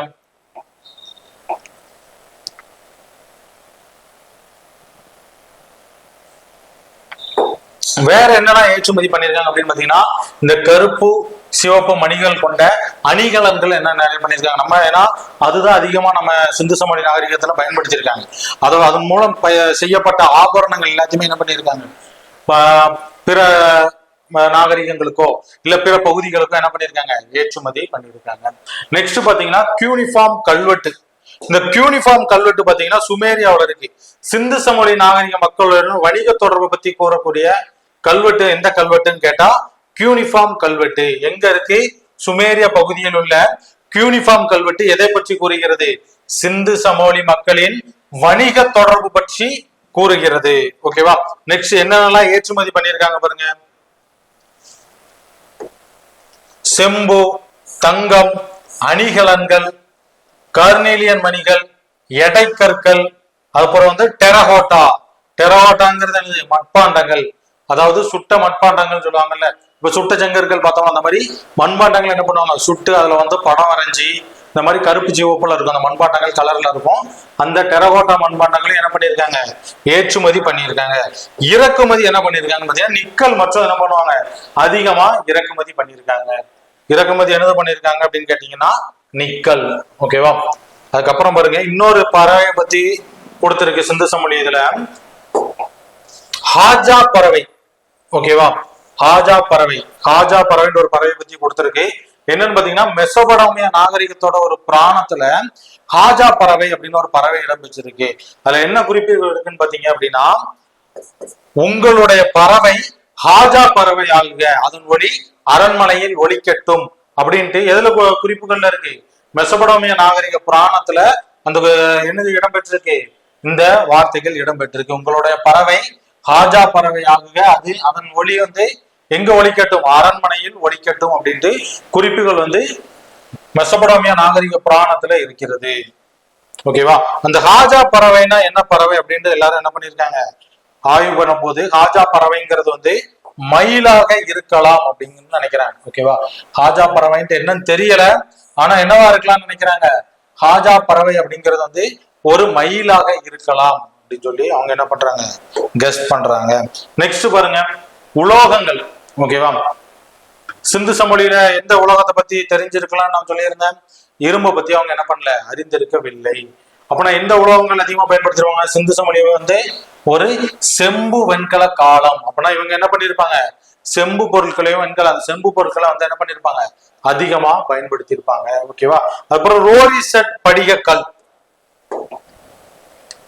ரோரி செட். ஓகேவா? ரோரி செட் படிகக்கல் அப்படிங்கிறது வந்து பாகிஸ்தான்ல ரோரி அப்படிங்கிற பகுதியில கிடைக்கக்கூடிய அந்த படிக கற்களை வச்சு கத்தி செஞ்சிருக்காங்க. ஓகேவா? எதை பயன்படுத்தி செஞ்சிருக்காங்கன்னா இந்த ரோரி செட் படிக கற்களை வச்சு கத்தி, ஆயுதங்கள் போன்றவை வந்து செஞ்சிருக்காங்க. ஈட்டி, வேல்கம்பம் எதுல பண்ணிருப்பாங்க அப்படின்னா செம்பு. ஓகேவா? ஈட்டி, அதுக்கப்புறம் வில் இருக்குல்ல, இது எல்லாமே வந்து என்ன பண்ணிருக்காங்கன்னா அம்பு, இது எல்லாமே வந்து செம்புல பண்ணிருப்பாங்க, செம்பு வெண்கலத்துல. நெக்ஸ்ட் பாருங்க, இரும்பு. சிந்து சமவெளி மக்கள் இரும்பின் பயன் தெரியவில்லை. சிந்து சமவெளி மக்களுக்கு வந்து இரும்பை பற்றி பயன் தெரிந்திருக்கவில்லை.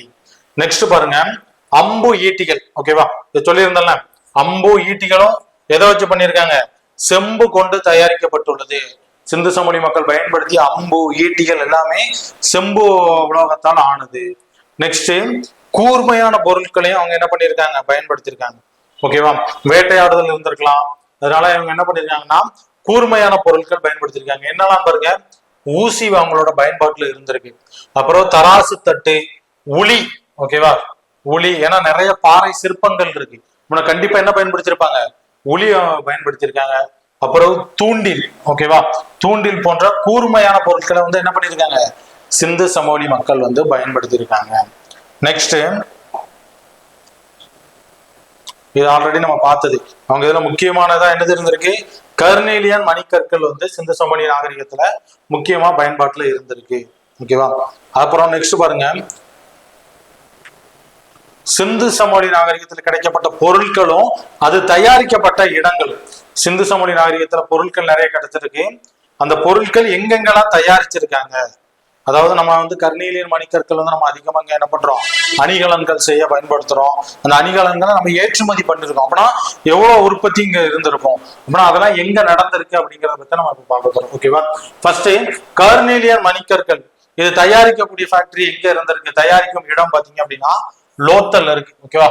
குஜராத்ல உள்ள லோத்தல் துறைமுக நகரம், கப்பல் கட்டும் நகரம் அப்படிம்பாங்கல்ல, அந்த லோத்தல்ல வந்து இந்த கர்னேலியன் மணிக்கற்கள் தயாரிக்கக்கூடிய இடம் இருக்கிறது. நெக்ஸ்ட், சங்கு பொருட்கள். சங்கு பொருட்கள் எங்க தயாரிக்காங்க அப்படின்னு பாத்தீங்கன்னா நாகேஸ்வர், பாலக்கோட். நாகேஸ்வர், பாலக்கோட் அப்படிங்கிறதுல சங்கு பொருட்கள் கொண்டு என்ன பண்றாங்க, தயாரிக்கிறாங்க. சங்கு பொருட்கள் தயாரிக்கும் இடம் எதுன்னு கேட்டா நாகேஸ்வர், பாலக்கோட். அதுக்கப்புறம் பாத்தீங்கன்னா வைடூரியம், வைரம், வைடூரியம் அப்படிங்காங்கல்ல, அந்த வைடூரியம் எங்க தயாரிக்கிறாங்க அப்படின்னு பாத்தீங்க அப்படின்னா ஷார்டுகை, ஆப்கானிஸ்தான்ல உள்ள ஷார்டுகைல வந்து என்ன பண்றாங்க, வைடூரியம் தயாரிக்கிறாங்க. நெக்ஸ்ட், ஸ்டியடைட். ஸ்டியடைட் அப்படிங்கிற நுரைக்கல் அல்லது சுண்ணாம்புக்கல் அழைக்கக்கூடிய அந்த ஸ்டியடைட் எங்க அதிகமானு பாத்தீங்கன்னா தெற்கு ராஜஸ்தான்ல அதிகமா என்ன பண்றாங்க, தயாரிக்கிறாங்க. கடைசியா செம்பு. ஓகேவா? செம்பு அல்லது தாமிரம் வந்து எங்க அதிகமா இது பண்றாங்க அப்படின்னு பாத்தீங்கன்னா கேத்ரி. கேத்ரி அப்படிங்கிற இடம் எங்க இருக்கு அப்படின்னா ராஜஸ்தான்ல உள்ள கேத்ரி அப்படிங்கிற இடத்துல செம்பு, தாமிரம் வந்து என்ன பண்றாங்க, அதிகமா தயாரிக்கிறாங்க. ஓகேவா? இது எல்லாமே எந்தெந்த பொருட்கள் எங்கெங்க தயாரிக்கிறாங்க அப்படிங்கிறது இதுவும் முக்கியமானது, இது நோட் பண்ணி வச்சுக்காங்க. நெக்ஸ்ட் பாருங்க, துணிமணிகள் மற்றும் அணிகலன்கள். துணிமணிகள் மற்றும் அணிகலன்கள், பருத்தி, கம்பளி, பட்டு ஆடைகள் வந்து இவங்க வந்து என்ன பண்ணிருக்காங்க, இவங்களோட பயன்பாட்டுல இருந்திருக்கு. பருத்தி, கம்பளி, பட்டு, இந்த மூணுமே வந்து சிந்து சமவெளி நாகரிகத்தோட மக்களோட பயன்பாட்டில் உள்ளது. கீழ்கண்டவற்றில் எது வந்து சிந்து சமவெளி நாகரிக மக்களின் பயன்பாட்டு ஆடை பயன்பாட்டில் இல்லாத ஒன்றுன்னு சொல்லி என்ன பண்ணலாம், இந்த மூணையும் கொடுத்துட்டு வேற ஆப்ஷன் ஏதாவது ஒன்று என்ன பண்ணலாம், வைக்கலாம். நெக்ஸ்ட் அணிகலன்கள். ஓகேவா, அணிகலன்கள் நம்ம ஆல்ரெடி நம்ம பார்த்ததாவே தான் இருக்கும். கொஞ்சம் அப்பப்ப என்ன பண்ணிக்காங்க, ரிவிஷன் பண்ணிக்காங்க. அணிகலன்கள் எதெல்லாம் பயன்படுத்திருக்காங்க பாருங்க. கல்லால் ஆன அணிகலன்கள். ஓகேவா, மணிக்கற்கள் மற்றும் சிவப்பு மணிக்கற்கள்கள் அந்த மாதிரி கல்ல வச்சு என்ன பண்ணிருக்காங்க, அணிகலன்கள் பண்ணிருக்காங்க. அது போக உலோகங்கள். உலோகங்கள் என்ன உலோகங்கள்னா பாருங்க, செம்பு, தங்கம், அப்புறம் கார்னீலியம். ஓகேவா, இந்த மூணு மூலம், இந்த உலோகத்துல இந்த மூணின் மூலம் என்ன பண்ணிருக்காங்க, அணிகலன்கள் செய்திருக்கிறார்கள். நெக்ஸ்ட் ஓகேவா, அதுக்கப்புறம் வந்து ட்ரெஸ்ஸஸ், பூ வேலைப்பாடுகளுடைய மேலாடை அணிஞ்சிருக்காங்க. இதுக்கான சான்று எங்க கிடைச்சிருக்கு அப்படின்னு பாத்தீங்கன்னா, ஒரு மொகஞ்சதாரோல ஒரு மதகுரு சிலை கிடைச்சிருக்கு. ஓகேவா, பூ வேலைப்பாடுகளுடன் மேலாடை அணிஞ்சிருந்த மாதிரி ஒரு மதகுரு சிலை வந்து மொகஞ்சதாரோல கண்டுபிடிச்சிருக்காங்க. இது வந்து ஒரு சுண்ணாம்பு கல் சிலை, ஸ்டியர்லைட் அப்படிங்கிற ஒரு சுண்ணாம்பு கற்சிலை. ஓகேவா, நெக்ஸ்ட்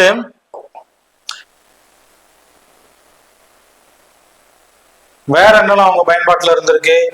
கழுத்தணி அணிஞ்சிருக்காங்க, கழுத்தணி, கையணி, காதணி, மோதிரம், அப்புறம் காலணி, கால மாட்டக்கூடிய கொலுசுகள், கழுத்துனா கழுத்துல கூடிய இது இருக்குல்ல, நெக்லஸ் மாதிரி, இந்த மாதிரி கழுத்தணி, கழுத்துல அணியக்கூடியது, கையணி, வளையல்கள், அதே மாதிரி காதணி, காதல போடக்கூடிய கம்மல், அந்த மாதிரி மோதிரம், அதுக்கப்புறம் பாருங்க காலணி, கொலுசு போன்ற இது எல்லாமே வந்து சிந்து சமவெளி நாகரிக மக்களோட பயன்பாட்டுல இப்ப இருக்கிற மாதிரி எல்லாமே வந்து அவங்க இதுல பயன்பாட்டுல இருந்திருக்கு. ஓகேவா, இது எல்லாமே எதை வச்சு பண்ணிருக்காங்க, செம்பு, தங்கம், கார்லினியன் மணிக்கற்கள், கற்கள், இது எல்லாமே வச்சு என்ன பண்ணிருக்காங்க, பயன்படுத்தியிருக்காங்க. நெக்ஸ்ட் கை நிறைய வளையல்கள். ஓகேவா, கை நிறைய வளையல்கள் அணிஞ்ச மாதிரி வந்து ஒரு நாட்டிய மங்கை சிலை வந்து என்ன பண்ணிருக்காங்க, கண்டுபிடிச்சிருக்காங்க. எங்க அப்படின்னு பாத்தீங்கன்னா மொகஞ்சதாரோல. ஓகேவா, கை நிறைய வளையல்கள். அங்குள்ள பெண்கள் எல்லாமே வளையல்கள் வந்து பாத்தீங்க அப்படின்னா, நம்ம இப்போ வளகாப்புக்கு போடுறாங்கல்ல, அந்த மாதிரி கை நிறைய என்ன பண்ணிருக்காங்க, வளையல்கள் அணிஞ்சிருந்திருக்காங்க. ஓகேவா, இது எப்படி நம்ம இது பண்றோம்னா அதுக்கான சான்றுகள் கிடைச்சிருக்கு. நாட்டிய மங்கை சிலை மொகஞ்சதாரோ என்னது கிடைச்சது, நாட்டிய மங்கை சிலை வந்து மொகஞ்சதாரோல கிடைச்சிருக்கு. ஓகேவா, நிர்வாணமான ஒரு நாட்டிய மங்கை சிலை. ஓகேவா, இதை வச்சுதான் என்ன பண்ணிருப்பாங்கன்னா, அந்த காலத்துல தேவதாசி முறை வந்து நடைமுறையில இருந்திருக்கலாம் அப்படிங்கிற முறையை வந்து என்ன பண்ணுவாங்க, யூகிக்கிறாங்க. நெக்ஸ்ட் பாருங்க, கர்னீலியன். ஆல்ரெடி நம்ம பார்த்ததுதான். கர்னீலியன்ங்கிறது ஒரு கருப்பு சிவப்பு மணிக்கல். இதை எங்க ஏற்றுமதி பண்ணியிருக்காங்க, மெசபடோமியாக்கு ஏற்றுமதி பண்றாங்க. அப்படின்னா எந்த அளவுக்கு இதை வந்து நம்ம இதுல தயாரிச்சிருக்காங்க, கர்னீலியன் கருப்பு சிவப்பு மணிக்கற்கள் வந்து பாத்துக்காங்க. நெக்ஸ்ட் சிந்து சமவெளியில வந்து அரசியல் முறை வந்து எப்படி இருந்திருக்கு, சிந்து சமவெளி நாகரிகத்துல அரசியல் முறை எப்படி இருந்திருக்கு பாத்தீங்கன்னா, அந்த காலத்துல மூத்த குடிமக்கள் கொண்ட நகர அரசுகள் இருந்திருக்கு. மூத்த குடிமக்கள். ஓகேவா, மூத்த குடிமக்களை கொண்ட நகர அரசுகள். ஓகேவா, நெக்ஸ்ட் வணிக குழுக்கள் ஆட்சி புரிந்திருக்கலாம் அப்படிங்கிறாங்க. எல்லாமே ஒரு கெஸ் தான், வணிக குழுக்கள். ஏன்னா வணிகம் வந்து அங்க வந்து ஒரு முக்கிய தொழிலாக இருந்திருக்கு. அப்படின்னா வணிக குழுக்கள் நிறைய, ஏன்னா இம்போர்ட் எக்ஸ்போர்ட் அதிகமா நடந்திருக்கு. லோக்கல்ல இருந்து பிற பகுதிகளுக்கு வந்து இம்போர்ட் எக்ஸ்போர்ட் அதிகமா நடந்திருக்கு. அப்படின்னா ட்ரேட் அதிகமா இருக்கும் போதே வணிக குழுக்களோட பங்கு அங்க அதிகமா இருந்திருக்கும்.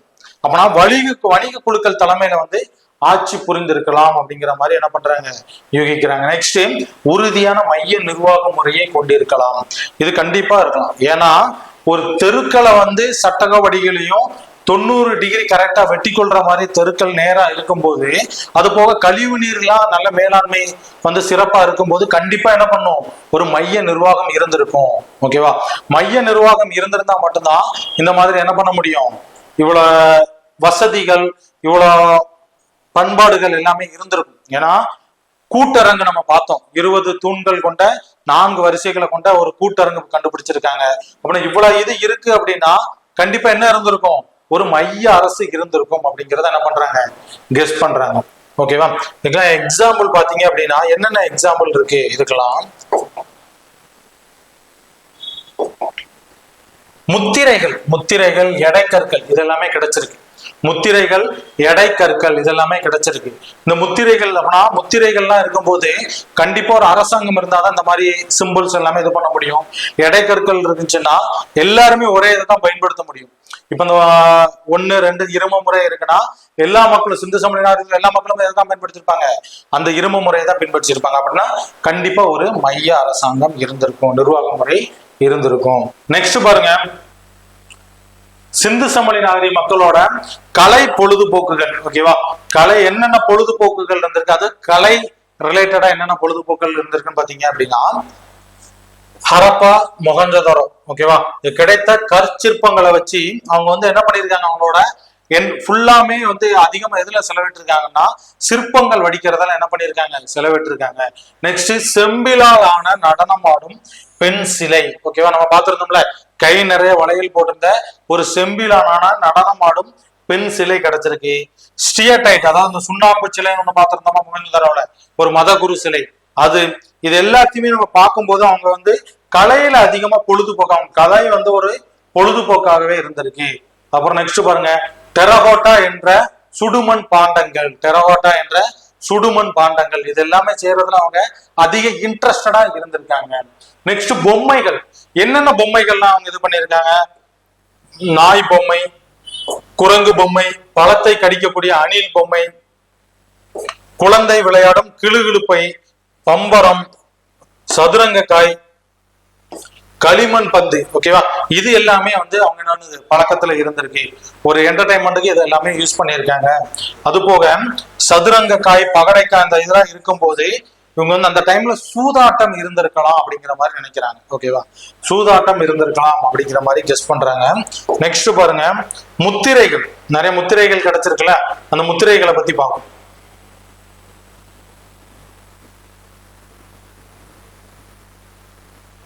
ஓகேவா, பாருங்க, ஃபர்ஸ்ட் மகா யோகி.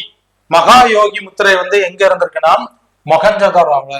ஹரப்பாவை விட மொஹஞ்சதாரோல தான் அதிகமான பொருட்கள் வந்து தொல்லியல் பொருட்கள் கிடைச்சிருக்கு. ஓகே, ஃபர்ஸ்ட் கண்டுபிடிக்கப்பட்ட நகரம் ஹரப்பாவா இருக்கலாம், பட் அதிகமான தொல்லியல் பொருட்கள் எங்க கிடைச்சிருக்கு அப்படின்னா மொஹஞ்சதாரோல கிடைச்சிருக்கு. நெக்ஸ்ட் யோக நிலையில் அமைந்த கடவுள். இந்த மகா யோகி அப்படிங்கிறது வந்து பாத்தீங்க அப்படின்னா ஒரு யோக நிலையில அமைந்த கடவுள், சிவனின் திருமுகம் கொண்டது. இது வந்து என்ன சொல்றாங்கன்னா பசுபதி சிலை அப்படிங்கிறாங்க. பசுபதி அப்படின்னா விலங்குகளின் கடவுள் அப்படின்னு சொல்லி சொல்றாங்க. பசுபதி அப்படின்னா விலங்குகளின் கடவுள்ங்காங்க. இதுக்கு வந்து 3 முகங்கள் இருந்தது. ஓகேவா, அதுக்கப்புறம் பாருங்க, இந்த சிலையோட வலது புறத்துல பாத்தீங்க அப்படின்னா யானையும் புலியும் இருக்கு. அந்த சிலைக்கு வலது புறத்துல வந்து யானையும் புலியும், இடது புறத்துல காண்டாமிருகமும் எருமையும். ஓகேவா, சிலையின் வலது புறத்துல வந்து யானையும் புலியும், இடது புறத்துல காண்டாமிருகமும் எருமையும், பாதத்துல வந்து 2 மான்கள் இருக்கிறது. ஓகே, இது முக்கியமானது. ஆல்ரெடி டிஎன்பிசிலையும் கேட்டிருக்கான், டிஎன்இஎஸ்ஆர்பிலையும் கேட்டிருக்கான். ஓகேவா, யானை புலி, வலது புறத்துல என்னது இருக்கு, யானையும் புலியும் இருக்கு, இடது புறத்துல காண்டாமிருகம் எருமையும் இருக்கு, பாதத்துல 2 மான்கள் இருக்கிறது. நெக்ஸ்ட்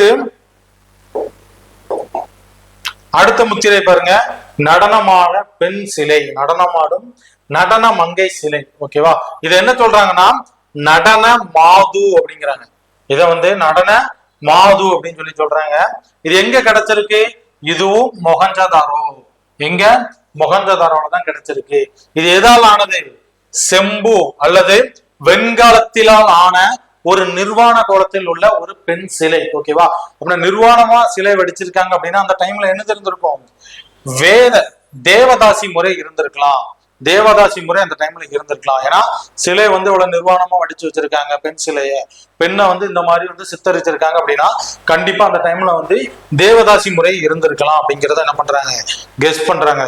அப்பமே ஆல்ரெடி நம்ம பார்த்தது, ஒரு கை முழுவதும் வளையல்கள் அணிந்திருந்தது. அந்த செம்பிலான நடனம் அதுவும் ஒரு கை நிறைய வளையல்கள் அணிந்திருக்கிறது. இது யாரோட ஆராய்ச்சியின் போது கிடைச்சது அப்படின்னு பாத்தீங்க அப்படின்னா ஜான் மார்ஷலோட ஆராய்ச்சியின் போது கிடைத்ததுதான் இந்த நடன மாது சிலை. ஓகேவா, நெக்ஸ்ட் பாருங்க, ஜான் மார்ஷல் இந்த சிலையை பத்தி ஒரு குறிப்புகள் சொல்றாரு. நல்லா பாருங்க, என்ன சொல்றாருன்னா இந்த சிலை வந்து வரலாற்றுக்கு முற்பட்ட காலத்தை சேர்ந்தது என நம்புறதுக்கே அவருக்கு கடினமா இருந்ததுக்காம். இந்த சிலை வந்து வரலாற்றுக்கு முற்பட்ட காலத்தை சேர்ந்தது அப்படிங்கிற நம்புறதுக்கு எனக்கு கடினமாக இருந்தது. என்ன ரீசன் அப்படின்னா, பண்டைய கிரேக்க நாகரிகத்துல கூட இந்த மாதிரி ஒரு சிலை கிடையாது. ஆனா இந்த சிந்து சமவெளி நாகரிகத்துல இப்படி ஒரு அருமையான சிலை இருக்கு. இதோட காலம் வந்து கண்டிப்பா 3000 ஆண்டுகளுக்கு முன்னதாக இருக்கலாம் அப்படின்ட்டு நான் நினைக்கிறேன் அப்படின்னு யார் சொல்றா? ஜான் மார்ஷல் சொல்றாரு. ஓகேவா? பண்டைய கிரேக்க நாகரிகத்துல கூட இந்த மாதிரி ஒரு அழகான சிலை கிடையாது. இது எப்படியும் 3000 ஆண்டுகளுக்கு முந்தையதாக இருக்கும்ட்டு நான் நினைக்கிறேன் அப்படின்ட்டு ஜான் மார்ஷல் கூறுகிறார். நெக்ஸ்ட் பாருங்க, ஸ்டியடைட். ஓகேவா? ஸ்டியடைட் இது எங்க கிடைச்சிருக்கு அப்படின்னு பாத்தீங்கன்னா, மொஹஞ்சதாரோல. ஸ்டியடைட்னா சுண்ணாம்புக்கல்னு சொன்னோம்ல, இந்த சுண்ணாம்பால செய்யப்பட்டக்கூடிய சிலை மொஹஞ்சதாரோல கிடைச்சிருக்கு. இது என்னதுன்னா ஸ்டியடைட்டால் ஆன சுண்ணாம்பு கல் சிலை. இதை வந்து என்ன சொல்றாங்கன்னா மதகுரு சிலை அப்படிங்கிறாங்க. மொஹஞ்சதாரோல கிடைச்சதுனால மொஹஞ்சதாரோட தலைவரா இருக்கலாம் அப்படிங்கிற மாதிரி என்ன பண்றாங்க, கெஸ் பண்றாங்க. நெக்ஸ்ட், இது வந்து ஒரு மார்பளவு சிலை. ஓகேவா? இந்த ஸ்டியடைட் ஆன சுண்ணாம்பு சிலை இருக்குல்ல, மதகுருவோ அல்லது மொஹஞ்சதாரோ தலைவரோ அவர் வந்து இருக்கிற சிலை வந்து ஒரு மார்பளவு சிலை. அந்த சிலை எப்படி இருக்கான்? தலைப்பட்டையுடன், நெத்திச்சுடி இருக்குல்ல, தலையில ஒரு பட்டை கட்டி இருக்காரு. தாடி வந்து முறையாக வடிவமைச்சிருக்காரு. இப்ப தாடி வந்து என்ன பண்றாங்க, ஷேப் பண்றாங்களா கரெக்டா, அந்த மாதிரி ஷேப் பண்ணி வச்சிருக்காரு. காதுல துளை இருந்திருக்கு. ஓகேவா? காதுல துணையிட்டு அந்த இடது தோளில் உள்ள மேலங்கி இருக்குல்ல, நம்ம பார்த்தது பூ வேலைப்பாடுகளோட மேலங்கி, அது பாத்தீங்கன்னா அந்த காது துளையோடு அந்த மேலங்கி இணைச்சிருக்காரு அவரு. ஓகேவா? இந்த மேலங்கியில இருந்து காதுக்கு ஒரு இது மாதிரி போட்டிருப்பாங்கல்ல, காதுக்கு ஒரு எக்ஸ்ட்ரா ஒரு காது மாட்டி மாதிரி போட்டிருப்பாங்கல்ல, அந்த மாதிரி ஒரு எதுக்கு இணைச்சிருக்காரு, மேலங்கில இருந்து காதுக்கு இணைப்பு கொடுத்திருக்காரு. யார்? இந்த மொஹஞ்சதாரோ தலைவரோ அல்லது மதகுரு சிலைன்னு சொல்லி எடுத்திருக்காங்களா, சுண்ணாம்பு கல்லாலான சிலை, அந்த சிலையோட எப்படி இருந்தது அப்படின்னு சொல்லி கொடுத்திருக்காங்க. ஓகேவா? நெக்ஸ்ட் பாருங்க, தாய் கடவுள். ஓகேவா? பெண் கடவுள் உருவம் கொண்ட சிலை கண்டெடுக்கப்பட்டுள்ளது. மொஹஞ்சதாரோல இது பண்ணிருக்காங்க, பெண் கடவுள் உருவம் கொண்ட சிலைகள் நிறைய கண்டுபிடிச்சிருக்காங்க. அப்படின்னா தாய் கடவுள் முறையை வந்து சிந்து சமவெளி நாகரிக மக்கள் வந்து பின்பற்றி இருக்கலாம். ஓகேவா? நெக்ஸ்ட், வேற என்னென்ன முத்திரைகள் கிடைச்சிருக்கு?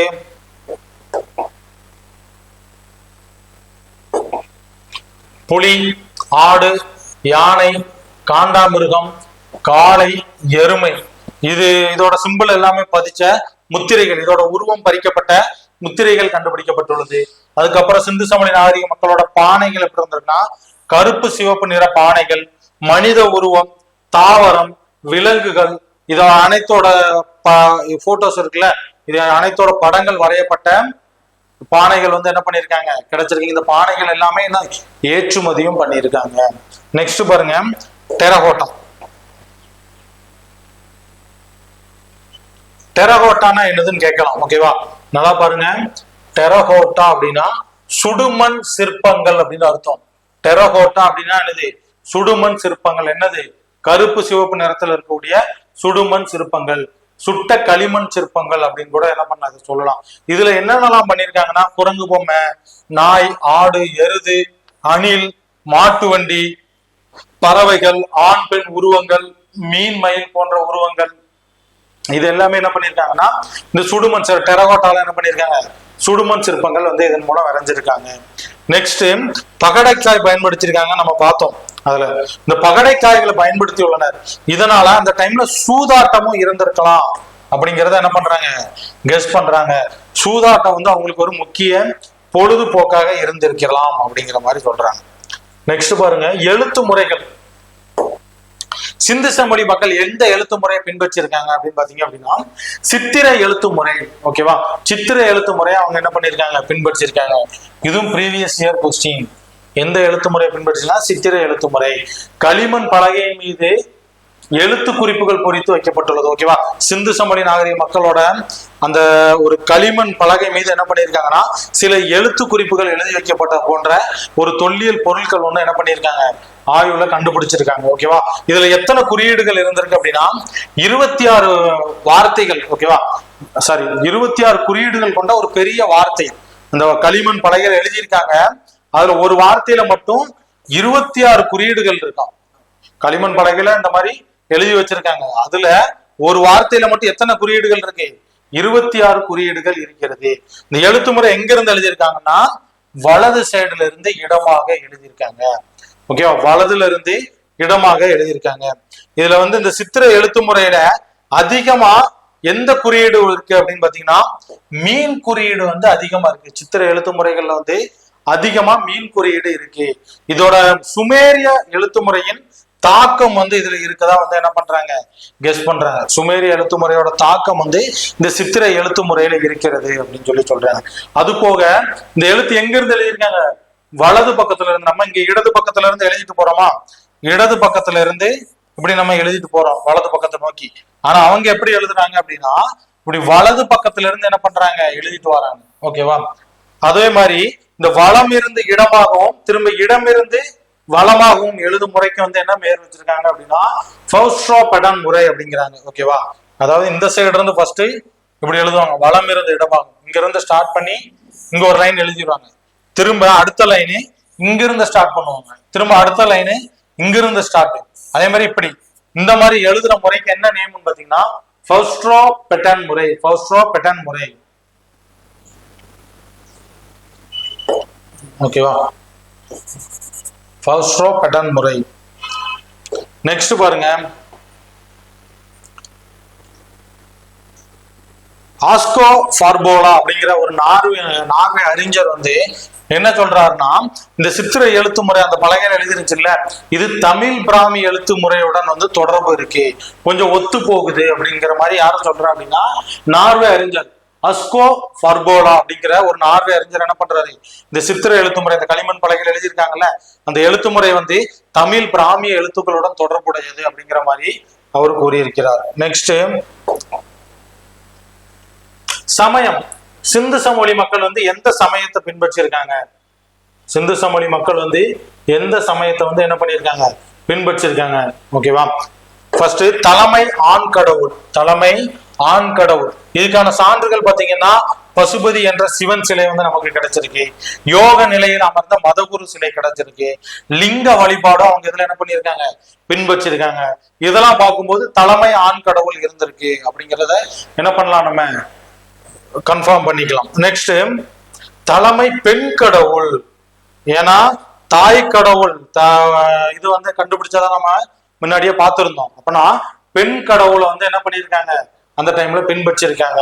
பெண் கடவுள் வந்து எப்படின்னா நம்ம தமிழகத்துல பின்பற்றுறோம்ல அம்மன் சிலைகள் நிறைய இருக்குல்ல, அந்த மாதிரி அவங்களும் தமிழகத்தை போன்று அவங்களும் என்ன பண்ணிருக்கலாம், பின்பற்றிருக்கலாம் அப்படிங்கிறாங்க. நெக்ஸ்ட் நீர் வழிபாடு. இயற்கையை வந்து அவங்க என்ன பண்ணிருக்காங்க, வழிபட்டு இருக்காங்க. ஆறு ஏரி இது எல்லாத்தையுமே, ஆறு ஏரி குளம் இது எல்லாமே வந்து கடவுளா வந்து நீரை வந்து கடவுளாக என்ன பண்ணிருக்காங்க, வழிபட்டு இருக்காங்க. அதுக்கப்புறம் பாத்தீங்க அப்படின்னா மர வழிபாடு. அரச மரத்தை வந்து கடவுளா என்ன பண்ணிருக்காங்க, வழிபட்டு இருக்காங்க. நெக்ஸ்ட் விலங்குகளை வழிபாடு. ஓகேவா, பறவைகள் பாம்புகள் போன்றவற்றையும் கடவுளாக என்ன பண்ணிருக்காங்க, வழிபட்டு இருக்காங்க. அதுக்கப்புறம் மூத்தோர் வழிபாடு இருந்திருக்கும். நெக்ஸ்ட் தாய்த்து கட்டும் வழக்கம். ஓகேவா, அந்த டைம்ல வந்து என்ன பண்ணிருக்காங்க, பேய் பில்லி சூனியம் பேய் ஆவி போன்ற இது நம்பிக்கை அந்த டைம்ல இருந்திருக்கு. அதனாலதான் என்ன பண்ணிருக்காங்க, தாயத்தும் கட்டியிருக்காங்க அந்த டைம்ல. ஓகேவா, இதுக்கு எல்லாத்துக்குமே வந்து தொல்லியல் ஆய்வுகள்ல சான்று இருக்கு. சான்று இருக்க போய் தான் நமக்கு என்ன பண்ணிருக்காங்க, இது எல்லாமே கொடுத்துருக்காங்க. அதுக்கப்புறம் பாத்தீங்கன்னா மூத்தோர்களை வந்து என்ன பண்ண, நம்ம தாத்தா பாட்டிகள்லாம் கும்பிடுறோம்ல, அந்த மாதிரி மூத்தோர்களை என்ன பண்றாங்க, தெய்வமா வழிபட்டு இருக்காங்க. நெக்ஸ்ட் பாருங்க, புதைக்கும் பழக்கம். ஓகேவா, இறந்தோர புதைக்கும் பழக்கம் வந்து ஒவ்வொரு இதுலயும் ஒவ்வொரு மாதிரி. இப்போ கரண்டா இருக்கிறதுல ஒவ்வொருத்தங்க ஒவ்வொரு மாதிரி பண்றாங்க. ஒவ்வொருத்தங்க என்ன பண்ணுவாங்க, புதைப்பாங்க, ஒருத்தங்க எரிப்பாங்க, இன்னொருத்தங்க நேரம் எங்க கொண்டு போயிருவாங்க, நேரா அந்த கரண்ட் இதுல கொடுத்து என்ன பண்ணிடுறாங்க, மின்மயானத்துல கொடுத்து இது பண்ணிடுறாங்க. இந்த மாதிரி ஒவ்வொருத்தங்க ஒவ்வொரு இதே இது பண்ணிருக்காங்க. அதே மாதிரி அந்த டைம்ல சிந்து சமவெளி நாகரிக இதுல கிடைக்க உள்ள அந்த இது இருக்குல்ல பகுதிகள், டோலாவிரா லோத்தால் போன்ற பகுதிகள்ல ஒவ்வொரு இதுலயுமே ஒவ்வொரு முறையில வந்து என்ன பண்றாங்கன்னா இறந்தவர்களை என்ன பண்றாங்க, அடக்கம் பண்றாங்க. ஃபர்ஸ்ட் நம்ம மொஹஞ்சதாரோவை பார்ப்போம். மொஹஞ்சதாரோல இறந்தவர்களை என்ன பண்றாங்கன்னா அப்படியே புதைக்கிறாங்க. இறந்தவர்களை வந்து அப்படியே எடுத்து, இறந்துட்டாங்க அப்படின்னா அப்படியே எடுத்து புதைச்சு வச்சுறாங்க. இல்ல அப்படின்னா என்ன பண்றாங்க அப்படின்னா அவர்களை எரிச்சு அதன் மூலம் அந்த எலும்பு இருக்கும்ல, அந்த எலும்பை மட்டும் எடுத்து தனியா என்ன பண்றாங்க, புதைக்கிறாங்க. ஃபர்ஸ்ட் அப்படியே புதைக்கிறாங்க. அப்படி இல்லைன்னா இன்னொன்னு என்ன பண்றாங்க, அவங்களை எரிச்சிட்டு அந்த எலும்பு கூட மட்டும் எடுத்து கொண்டு வந்து என்ன பண்றாங்க, தனியா புதைக்கிறாங்க. ஓகேவா. அடுத்து காளிபங்கன்ல என்ன முறை பின்பற்றுறாங்கன்னு பாருங்க.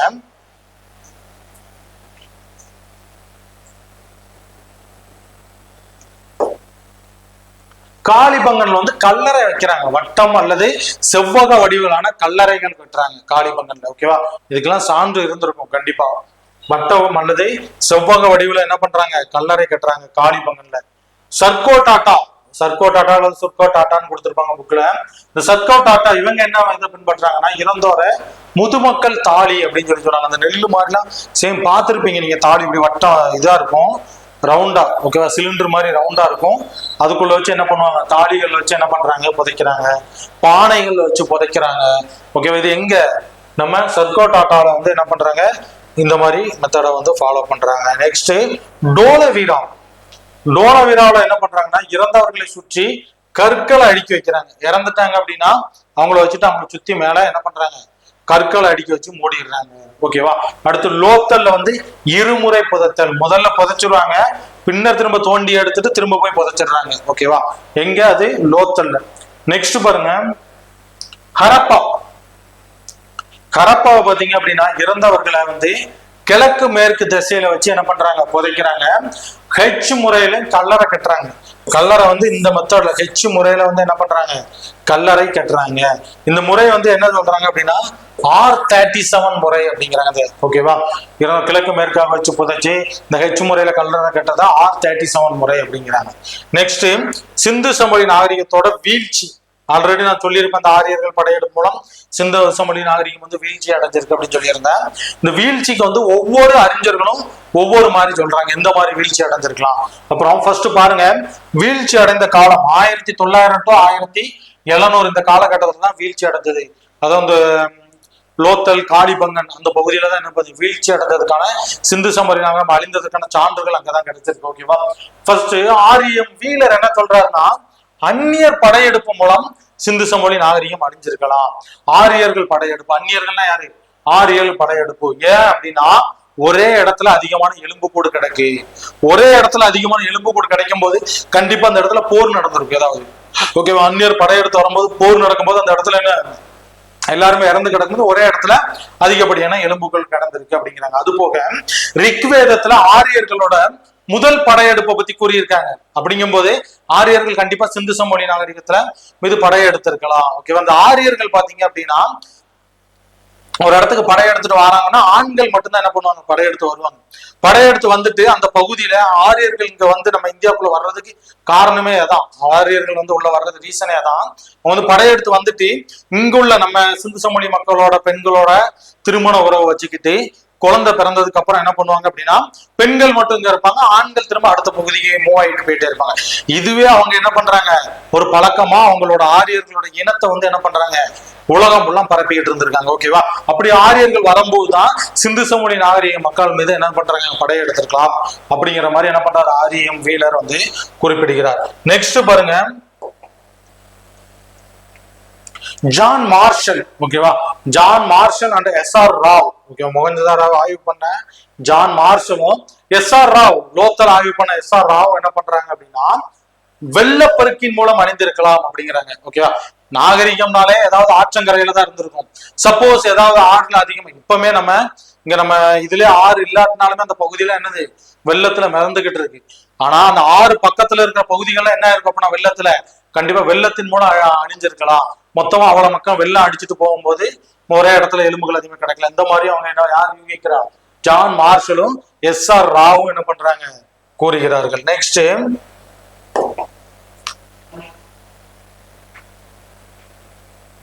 பேர் சர்வீஸ் அண்ட் ஸ்ட்ரெயின். இவங்க என்ன சொல்றாங்க அப்படின்னா, சுற்றுச்சூழல் மாசு, காடுகள் அழிப்பு, அப்புறம் பருவகால மாற்றம், இதன் மூலம் என்ன பண்ணிருக்கலாம், அழிஞ்சிருக்கலாம் அப்படிங்கிறாங்க. ஓகேவா. இந்த சிந்து சமவெளி நாகரிகம் பாத்தீங்க அப்படின்னா ஒவ்வொருத்தங்க ஒவ்வொரு முறையில சொல்லிட்டு இருக்காங்க. ஆனா நம்ம ஸ்டெயினும் பேர் சர்வீஸும் என்ன சொல்றாங்க அப்படின்னா, பருவநிலை மாற்றம் ஒரு காரணமா இருக்கு. ஏதாவது ஒரு பருவநிலை மாற்றத்தின் காரணமாக இந்த நாகரிகமே அழிஞ்சிருக்கலாம். ஏதாவது காற்று மாசு ஏற்பட்டிருக்கலாம், காடுகள் அழிப்புனால இந்த சிந்து சமவெளி நாகரிகமே அழிஞ்சிருக்கலாம் அப்படின்னு சொல்லி சொல்றாங்க. நெக்ஸ்ட் கெனடி என்ன பண்றாரு அப்படின்னா, பெரும் நோய் தொற்றின் மூலம், இப்ப நம்ம கொரோனா வந்துச்சு பாத்தீங்களா, அந்த மாதிரி பெரும் நோய் தொற்று ஏதாவது வந்திருக்கலாம் அந்த டைம்ல.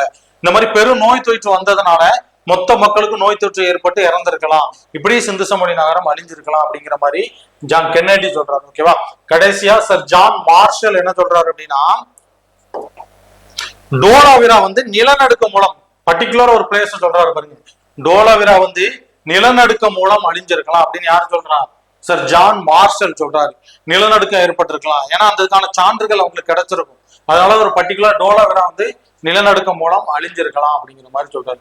கடைசியா ஜிஎஃப் ஹோல்ஸ் அவர் என்ன பண்றாருன்னா, கக்கார் ஆட்சியின் திசை மாற்றம், ஒரு ஆறு வந்து மழை பெய்ய நேரத்துல அதிகமா தண்ணி போகும், அது வந்து திசை மாறி வருது அப்படின்னா அந்த பகுதியில் உள்ள எல்லா கிராமங்களும் என்ன பண்ணிடும், சுக்குநூறு ஆகிட்டு போயிடும். அதே மாதிரி எந்த ஆட்சி திசை மாற்றத்தை பத்தி சொல்றாரு அவரு, ககார் ஆட்சியின் திசை மாற்றத்தின் காரணமாக சிந்து சமவெளி நாகரிகம் அழிஞ்சிருக்கலாம் அப்படிங்கிறாரு. ஓகேவா. நெக்ஸ்ட் பாருங்க, முக்கிய நகரங்கள். சிந்து சமவெளி நாகரிகத்துல பாத்தீங்கன்னா நிறைய முக்கிய நகரங்கள் இருக்கு. ஹரப்பா, மொஹஞ்சதாரோ, டோலவிரா, லோத்தல், காளிபங்கன், ரோபார், இந்த மாதிரி நிறைய நகரங்கள் இருக்கு. இருந்தாலுமே 200க்கும் மேற்பட்ட கிராமங்கள் சிந்து சமவெளி நாகரிகத்துல இருந்திருக்கு. ஓகேவா. ஃபர்ஸ்ட் ஒவ்வொன்னா பார்ப்போம். ஃபர்ஸ்ட் ஹரப்பா எடுத்துக்காங்க. ஹரப்பா எங்க இருக்கு அப்படின்னு பாத்தீங்க அப்படின்னா பஞ்சாப்ல, அதாவது மேற்கு பஞ்சாப் அப்படிங்கிறாங்க, அது எங்க இருக்கு, பாகிஸ்தான்ல இருக்கு. கிழக்கு பஞ்சாப் எங்க இருக்கு, இந்தியாக்குள்ள இருக்கு. ஓகேவா. அதாவது பஞ்சாப்னு ஒன்னாதான் இருந்திருக்கும். இந்தியா பாகிஸ்தான் 1947 இந்திய பிரிவினைக்கு அப்புறம் என்ன ஆகுது, மேற்கு பஞ்சாப் கிழக்கு பஞ்சாப் பிரிக்கிறாங்க. அந்த மேற்கு பஞ்சாப்ல தான் என்னது இருக்கு, ஹரப்பா இருக்குது. ஓகேவா. இந்த ஹரப்பா வந்து பர்டிகுலரா எந்த டிஸ்ட்ரிக்ட்ல இருக்கு அப்படின்னா மான்கோ மேரி டிஸ்ட்ரிக்ட்ல இந்த ஹரப்பா இருக்கு. ஓகேவா. மான்கோ மேரி டிஸ்ட்ரிக்ட் எந்த நதிக்கரையில இருக்கு அப்படின்னா ராவி நதிக்கரையில ஹரப்பா அமைஞ்சிருக்கு. ஓகேவா. இந்த ஹரப்பாவுக்கு இன்னொரு நேம் உண்டு, அடிக்கடி எக்ஸாம்ஸ்ல இதை கேட்டுக்கிட்டே இருக்கான், டிஎன்பிசிஓ டிஎன்யூ எதை எடுத்தாலுமே இதை கேட்டுக்கிட்டு இருக்கான். ஹரப்பாவோட இன்னொரு நேம் என்னது, புதையுண்ட நகரம், கேட்வே சிட்டி அப்படின்னு எதை சொல்றாங்க, ஹரப்பாவை சொல்றாங்க. ஓகேவா. அது போக சிந்து சமவெளி நாகரிகத்துல முதல் தோண்டி எடுக்கப்பட்ட நகரம் எதுன்னு கேட்டாலும் ஹரப்பா தான். முதல்ல தோண்டி எடுக்கப்பட்ட நகரம் ஹரப்பாவா இருந்தாலும் எங்க அதிகமான தொல்லியல் பொருட்கள் கிடைச்சிருக்கு, மொஹஞ்சதாரோல அதிகமா தொல்லியல் பொருட்கள் கிடைச்சிருக்கு. ஓகேவா. அதுக்கப்புறம் போக இந்த ஹரப்பாவ ஆராய்ச்சியாளர் யாரு அப்படின்னு பாத்தீங்கன்னா தயாராம் சஹானி. எந்த வருஷம், 1921. ஓகேவா. ஹரப்பாவோட ஆராய்ச்சியாளர் யாருன்னா தயாராம் சஹானி, 1921. இதுவும் previous year question. Next Mohenjo-daro. ஓகேவா. மொஹஞ்சதாரோ பாருங்க, இது எந்த மாகாணத்துல இருக்கு அப்படின்னு பாத்தீங்கன்னா சிந்து மாகாணத்துல இருக்கு. எங்க, பாகிஸ்தான்ல. சிந்து மாகாணம் பாகிஸ்தான்ல இருக்கு. எந்த டிஸ்ட்ரிக்ட் பாத்தீங்கன்னா லர்கானா டிஸ்ட்ரிக்ட். மொஹஞ்சதாரோ எங்க இருக்கு, லர்கானா டிஸ்ட்ரிக்ட். எந்த நதிக்கரையில, ஹரப்பா ராவி நதிக்கரையில இருக்கு. இது சிந்து நதிக்கரையிலே அமைஞ்சிருக்கு. ஓகேவா. இப்ப நம்ம ஹரப்பா வந்து என்ன பண்ணோம், இறந்தவர்கள் ஹரப்பா வந்து என்ன சொன்னோம் பாத்தீங்கன்னா புதையுண்ட நகரம் அப்படின்னாங்க. இதை வந்து என்ன பண்றாங்க அப்படின்னு பாத்தீங்கன்னா இடுகாட்டு மேடு, மவுண்ட் ஆஃப் தி டெத் அப்படிங்கிறாங்க. ஓகேவா. இதை மொஹஞ்சதாரோ, அந்த ரெண்டு நேமையும் நல்லா ஞாபகம் வச்சுக்காங்க, மாத்தி போட்டுறாங்க. ஓகேவா. இது என்ன பண்றாங்க, இடுகாட்டு மேடு. மொஹஞ்சதாரோனா இடுகாட்டு மேடு, ஹரப்பான்னா புதையுண்ட நகரம். ஓகேவா. கண்டுபிடிக்கப்பட்டதிலே சிந்து சமவெளி நாகரிகத்திலே கண்டுபிடிக்கப்பட்டதிலே மிகப்பெரிய நகரம் எதுன்னு கேட்டா என்னது, மொஹஞ்சதாரோ. மிகப்பெரிய நகரம் எது, மொஹஞ்சதாரோ. அது போக ஹரப்பாவை காட்டிலும் அதிகமான தொல்லியல் பொருட்கள் எங்க கிடைச்சிருக்கு, மொஹஞ்சதாரோல கிடைச்சிருக்கு. இதோட ஆராய்ச்சியாளர் யாரு, ஆர்டி பானர்ஜி. எந்த வருஷம், 1922. இதுவும் ப்ரீவியஸ் இயர் கொஸ்டின். நெக்ஸ்ட். ஓகேவா. இதுக்கப்புறம் வந்து இந்தியா விடுதலை அடைஞ்சிட்டு இந்தியா பாகிஸ்தான் விடுதலைக்கு அப்புறம் என்ன நடக்கு, ஆராய்ச்சிகள் எல்லாமே இந்திய பகுதிக்குள்ள நடக்கு. அது எந்தெந்த பகுதிகள்லாம் பாருங்க. லோத்தல். லோத்தல் எங்க இருக்கு, குஜராத்ல இருக்கு. இது லோத்தல் முக்கியமானது, அடிக்கடி எக்ஸாம்ல கேட்கறது. லோத்தல் எங்க இருக்கு, குஜராத்ல, இந்தியாவில இருக்கு. லோத்தல் என்ன சொல்றாங்கன்னா துறைமுக நகரம் அப்படிங்கிறாங்க. ஓகேவா. இது எந்த ஆற்றங்கரையில இருக்கு, சபர்மதி ஆற்றங்கரையில் அமைந்துள்ளது. லோத்தல் எந்த ஆற்றங்கரையில் அமைந்துள்ளது, சபர்மதி ஆற்றங்கரையில் அமைந்துள்ளது. சிந்து சமவெளி நாகரிகத்தோட மான்செஸ்டர் அப்படிங்கிறாங்க. மான்செஸ்டர் பருத்தி ஆடைகள் ஏற்றுமதி அதிகமாக நடைபெறதுனால சிந்து சமவெளி நாகரிகத்தோட மான்செஸ்டர் அப்படின்னு எதை சொல்றாங்க அப்படின்னா லோத்தல் அப்படிங்கிறாங்க. அழிவு காலத்தை சேர்ந்த நகரம். சிந்து சமவெளி நாகரிகத்தோட வீழ்ச்சிக்கான சான்றுகள் எங்க கிடைச்சிச்சுன்னு பார்த்தோம்ல, இந்த அழிவு காலத்தை சேர்ந்த நகரம் எது, லோத்தல். இதோட ஆராய்ச்சியாளர் யாரு அப்படின்னு பாத்தீங்கன்னா SR ராவ். ஓகேவா. 1953, 54 கொடுத்திருக்கு. ரெண்டு டேட்டா கொடுத்திருக்கு. ஓகேவா. 54, 53 ஆப்ஷனை பார்த்து நீங்க என்ன பண்ணிக்காங்க, போட்டுக்காங்க. நெக்ஸ்ட் காளிபங்கன். காளிபங்கன் எங்க இருக்கு அப்படின்னு பாத்தீங்கன்னா ராஜஸ்தான்ல இருக்கு. ஓகேவா? எந்த நதிக்கரை பக்கத்துல? இந்தியா சரி கக்கார் நதிக்கரை பக்கத்துல என்னது அமைஞ்சிருக்கு? காளிபங்கன் அமைஞ்சிருக்கு. வேளாண்மை நடந்ததற்கான சான்றுகள் அதிகமா எங்க கிடைச்சிருக்குன்னா காளிபங்கன்ல கிடைச்சிருக்கு. உழுத வயல்கள் காணப்படுகிறது. இதோட ஆராய்ச்சியாளர் யாருன்னா B B 1959. B B 1959. Next பாருங்க பனவாலி.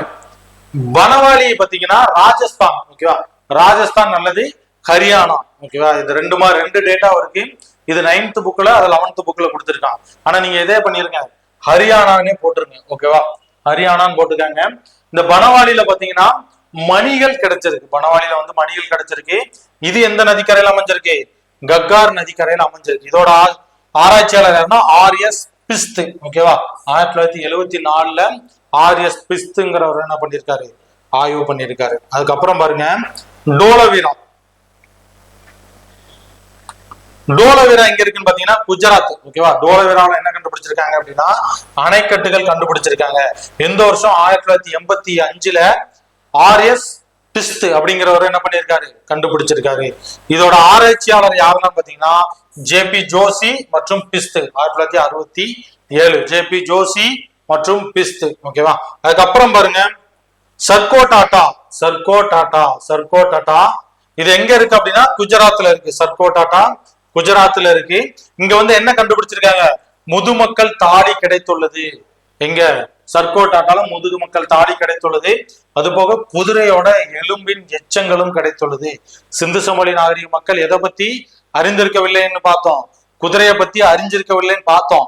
ஆனா குதிரையோட எலும்பு எங்க கிடைச்சிருக்கு? சர்கோ டாட்டால கிடைச்சிருக்கு. ஓகேவா? அதுக்கப்புறம் பாருங்க ராகி கர்கி. ராகி கர்கில எங்க இருக்குன்னு பாத்தீங்கன்னா ஹரியானால இருக்கு. இதோட ஆராய்ச்சியாளர் யாருன்னா சுராஜ்பான் 1969. ஹரியானால இருக்கு. ஆராய்ச்சியாளர் சுராஜ்பான் 1969. அப்புறம் சான்குதாரோ. சான்குதாரோ எங்க இருக்குன்னா சிந்து மாகாணம், சிந்து நதிக்கரையில அமைஞ்சிருக்கு. அதுக்கப்புறம் பாருங்க ரோபார். ரோபார் பாத்தீங்கன்னா பஞ்சாப்ல இருக்கு, சட்லஜ் நதிக்கரையில அமைஞ்சிருக்கு. ரோபார் பஞ்சாப்ல சட்லஜ் நதிக்கரையில அமைஞ்சிருக்கு. கடைசியா மாண்டோ. மாண்டோ எங்க இருக்குன்னா ஜம்மு அண்ட் காஷ்மீர்ல செனாப் நதிக்கரையில அமைஞ்சிருக்கு. இது எல்லாமே முக்கியமானது. எல்லாமே ஜஸ்ட் நல்லா ஒரு பேப்பர்ல எழுதி சவுத்துல ஒட்டி வச்சு நல்லா படிச்சிருங்க. ஓகேவா? சிந்து சமவெளி நாகரிகத்துல இருந்து கண்டிப்பா கொஸ்டின் இருக்கும். இதை மிஸ் பண்ணிடாதீங்க. இவ்வளவுதான் நான் சொல்ல வேண்டியது. நெக்ஸ்ட் சிந்து சமவெளி நாகரிகத்தினோட நகரங்களும் அங்கு கிடைக்கப்பட்ட தொல்லியல் பொருட்களை ஹரப்பால என்னென்னலாம் கிடைச்சிருக்கு, அதுக்கப்புறம் பாத்தீங்கன்னா மொகஞ்சதாரோல என்னென்னலாம் கிடைச்சிருக்குன்னு நம்ம இப்ப பார்க்கணும். ஃபர்ஸ்ட் ஹரப்பா. ஹரப்பால என்னெல்லாம் கிடைச்சிருக்குன்னு பாருங்க. 6 தானிய கிடங்குகளும் லிங்கம் மற்றும் யோனி குறியீடுகள். ஓகேவா? செம்பு அளவுகோலும் தாய் கடவுள்களும் எங்க கிடைச்சிருக்கு? ஹரப்பால கிடைச்சிருக்கு. தாய் கடவுள் இது எல்லாமே எங்க? ஹரப்பால கிடைச்சிருக்கு. இது எல்லாமே வந்து 6 தானிய கிடங்குகள், லிங்கம் மற்றும் யோனி குறியீடுகள், செம்பு அளவுகோல், தாய் கடவுள், இது எல்லாமே ஹரப்பால கிடைச்சிருக்கு. அதுக்கப்புறம் பாருங்க மொகஞ்சதாரோ. மொகஞ்சதாரோல என்னெல்லாம் கிடைச்சிருக்குன்னு பாருங்க. அதிகமா கிடைச்சிருக்கும். முக்கியமானது எல்லாமே பெரும் குளியல் குளம், மெகா கூட்ட அரங்கு, அப்புறம் நாட்டிய மங்கை சிலை, தாடியுடன் கூடிய சுண்ணாம்பு கல்லிலான மதகுரு சிலை, பசுபதி யோகி சிலை. ஓகேவா? இது எல்லாமே எங்க கிடைச்சிருக்குன்னா மொகஞ்சதாரோல கிடைச்சிருக்கு.